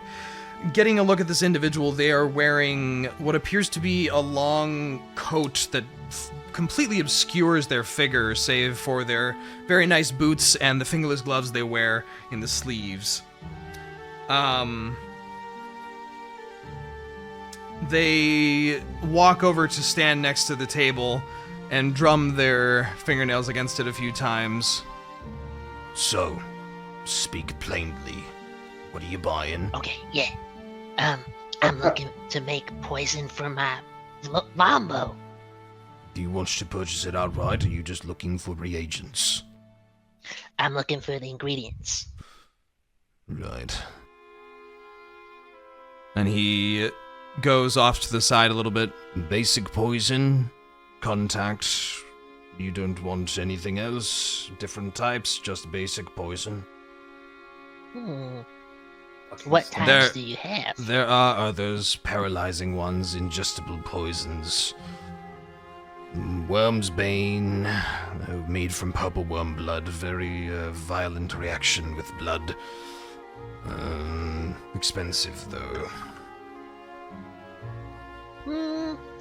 I don't want anything too crazy, but the paralyzing one sounds good. Anything else? I dabble in the simple, not in the extravagant. Okay. I'll just do basic, the components for basic poison and one for paralyzing. I see. You see, he sets about gathering a few things here and there.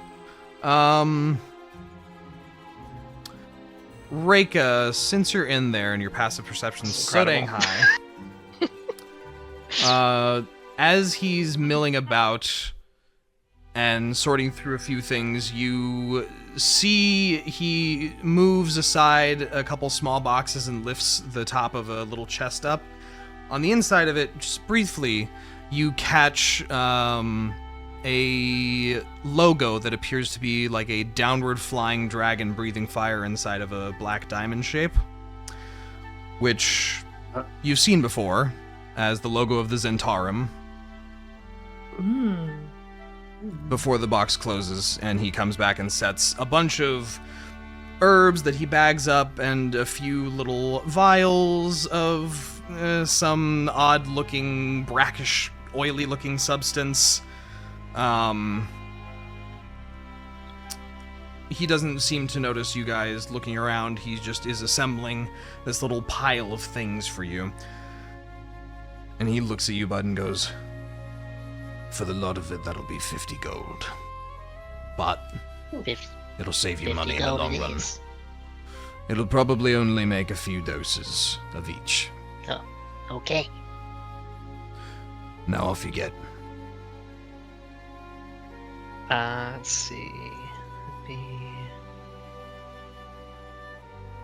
Hold on. Out of character I'm putting this to the party, would it be good to do anything with that information with the Zentarum logo?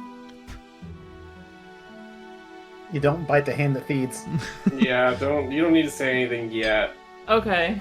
You wait. I would say probably wait until we're out of the store, so we're not like talking. Okay. About it. So yeah, would Reyka know that? Like, I don't know. That's a good She's question. What would Reyka discreet. do?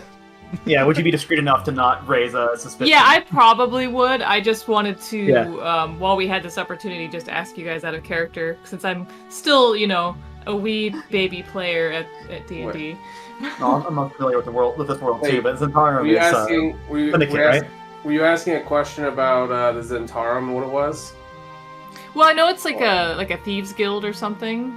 Basically, right? Yeah. It kind of depends on where they're located. Some are basically like a smuggling ring. Some are kind of like a thieves guild. Others, usually more to the east, work in like slavers and stuff. So Okay, wow. The Yeah, they're not good whole people. range of bad They're- people. They're a syndicate. It sounds like. Yeah. Okay. Yeah. All right. With that, I'll just keep that to myself then while we're here. Okay. So Bud, you have finished your transaction? Bud, you acquire Mm-hmm. the things you would need to brew 2 doses of a basic poison for applying to weapons, and 2 doses of a paralyzing poison. Okay. I'm gonna make a little note in my inventory. Yep. That keeps track of the paralyzing one. Making poison is like a downtime activity for you, so it'd basically be 1 dose per day of downtime you spend working on something. Okay. And you like cackle evilly while you do it too. Just God. fucking rangers aren't legal, man. Can't be a good ranger. It's not legal. You got 2 different types of rangers. You got Reyka and Bud, and I thought Bud was going to be the wholesome one, but I guess not. I mean, Reyka's got devil horns. For fuck's sake. She's a tiefling. Look, I don't want y'all to die. Well, while after Bud finishes his transaction, Reyka's going to walk up to the merchant and quote unquote, and pull out her spider fangs. Oh. Look. What are you selling? Spider's fangs. Oh. Yeah. What are you selling? What are you buying? Sorry. She holds them up to her mouth and makes a little little fangs. Devenomed, I assume. They are. Still useful. Makes for good knives. I don't know. Give you 25 gold for them. Feeling generous. I'll take that. She hands over the fangs. He takes them and he clearly puts them... It's 25 each? Or 25 total. 25. Oh, okay. Oh, That's fine. that's something. He takes them, Take it. gives you your gold, and his hand goes inside of his jacket and comes back out without the fangs. Not sure how many pockets we're talking in there. Amazing. Anything else you need? As he looks, he's very clearly taking in all of your faces. Uh-huh. And he stares at Thava for like 10 seconds longer than everyone else. Yeah. I wonder why. And then looks... Thava's just staring right back. Yeah. Not even... It's Thava's chest. That's just very demanding. You know. God damn it. Yeah. Eventually I'll learn. Before he looks back to Reyka and Bud. If nothing else, make light of yourself and get out of here. Guys, I'm wondering if we should ask this guy about, I mean, I know he's, seedy, but like, maybe we should ask him about like why, the surveillance is so heavy in the city. Like, maybe there's something that he might know. I mean, okay, I will say this. Yeah, because of his tie, I'm assuming he has ties to the Zentarum. This guy might know some things about the prison. Yeah. Mm-hmm. He's not gonna snitch on us. Snitches get stitches. Yeah, exactly. He's not like... And quite honestly, like, it'd be kind of risky, but like, if we told him that we're trying to free somebody, that may,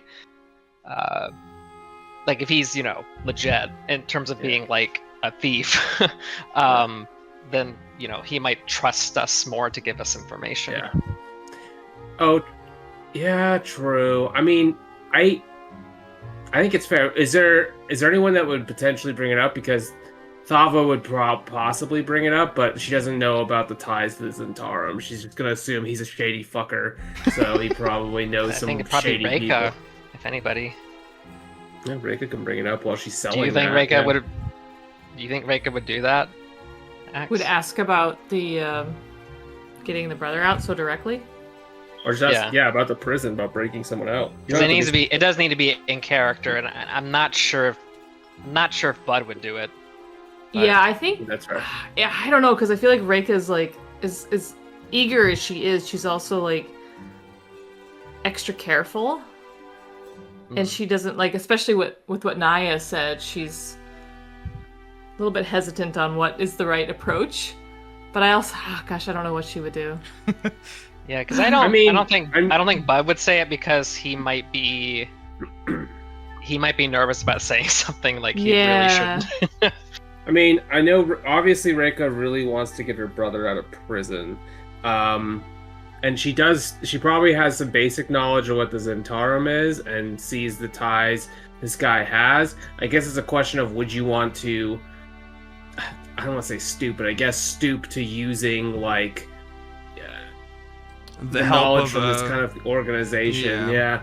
It doesn't even necessarily mean you need to be like, I want to act for somebody to like go break them up. It can just be like, do you have information about the prison and how you can get somebody out of there? Honestly, like, I think at this point, I think she wouldn't ask right now because it's not like we can't come back here in theory. True. That's a good point. Because like the original, like her naive original plan was just to like walk up to the warden and be like, "That's true. How much do I have to do to pay off his debt? Here's money. Where's my brother? Yeah. Right? Yeah, exactly. And and maybe like maybe we'll do that. It's gonna be like $50 million or something. $500 million. So like maybe then we'll have a reason. Mm-hmm. Yeah, I think she'll just like, just keep it to herself for now, but like remember that this spot exists. Sure. Yeah, good idea. If we need underworld connection. And before we go out, Bud is going to come back up and slide like a gold coin toward the guy and say like, what's that phrase? It's I can't think of it. It's like something to do with like has troubles in the phrase. Troubles. Yes, yeah, that exactly, yeah. Like here's some payment for your troubles. Most generous of you, stranger. And he takes the coin and just kind of tucks it into his sleeve, and it just vanishes. Alright. And he quickly hurries you guys out afterwards. Yeah. Locking the door behind you, leaving you in the back streets of Mirabar. And at what time? As you hear a different series of bells sound out, and it's not even just from the center, it's like there's like a statue on top of the Fighters Guild that's making this sound, and there's different like different decorations around the city are clearly being used or have been programmed in tandem with this system somehow, probably magically, and you hear ringing out throughout the city, "A curfew remains in effect due to recent incidents. All citizens are to stay indoors past nightfall. Badges visible at all times. Your compliance provides safety." Are we given badges? You guys were given adventurers. badges that mark you as adventurers looking for work at the Adventurers Guild. Got it. Must have our papers. And you see, as you return back out to the market area, there is like a quick dispersion of people beginning. Shops are rapidly closing down. People are heading back towards their homes.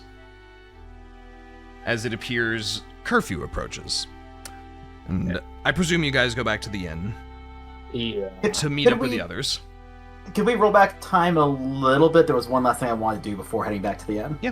We'll wrap it up real quick. So while they were talking to the merchant, I wanted to see to approach the tenant one last time. Mm-hmm. And oh gosh, I am so sorry. I am actually here to meet someone in the city, and I didn't realize how hard it'd be to find someone here. Is there like anywhere I can like look toward directories for like where to find someone here? I guess that depends on who they are. Are they important? Are they like No, they're just a worker. Oh, that's a toughie. You'd have to go to like the miners' guilds and see if they'll let you look at their records.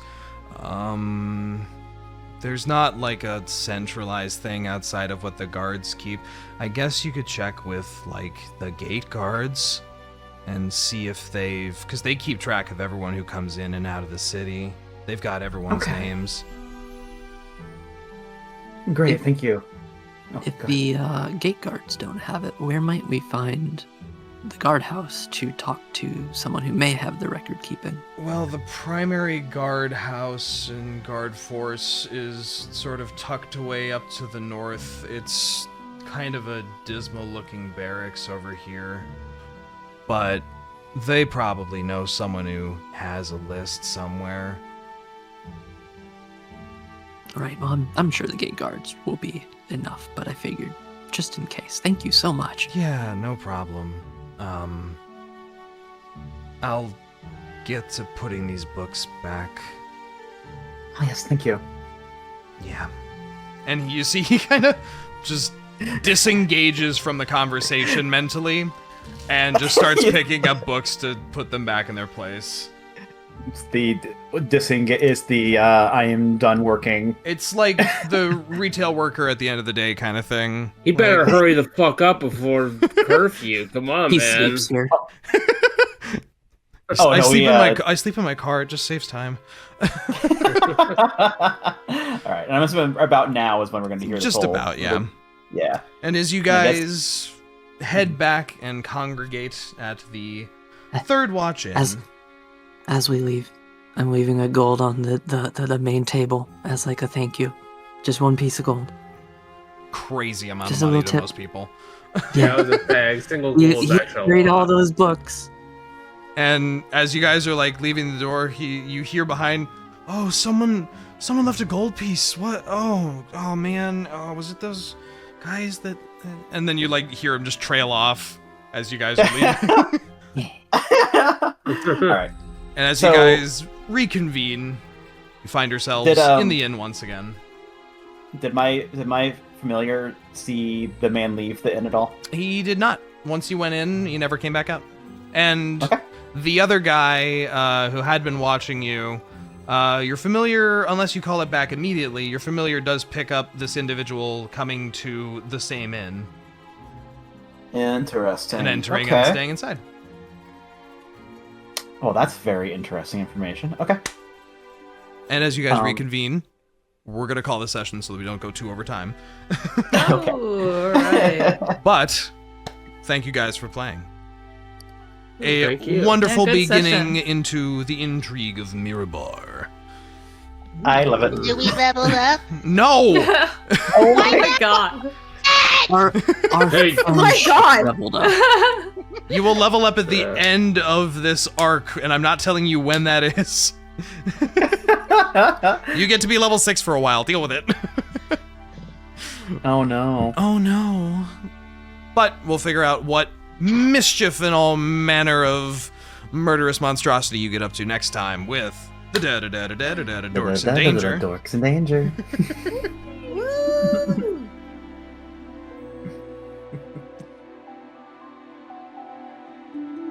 Thank you for listening to our adventures. We hope you've enjoyed.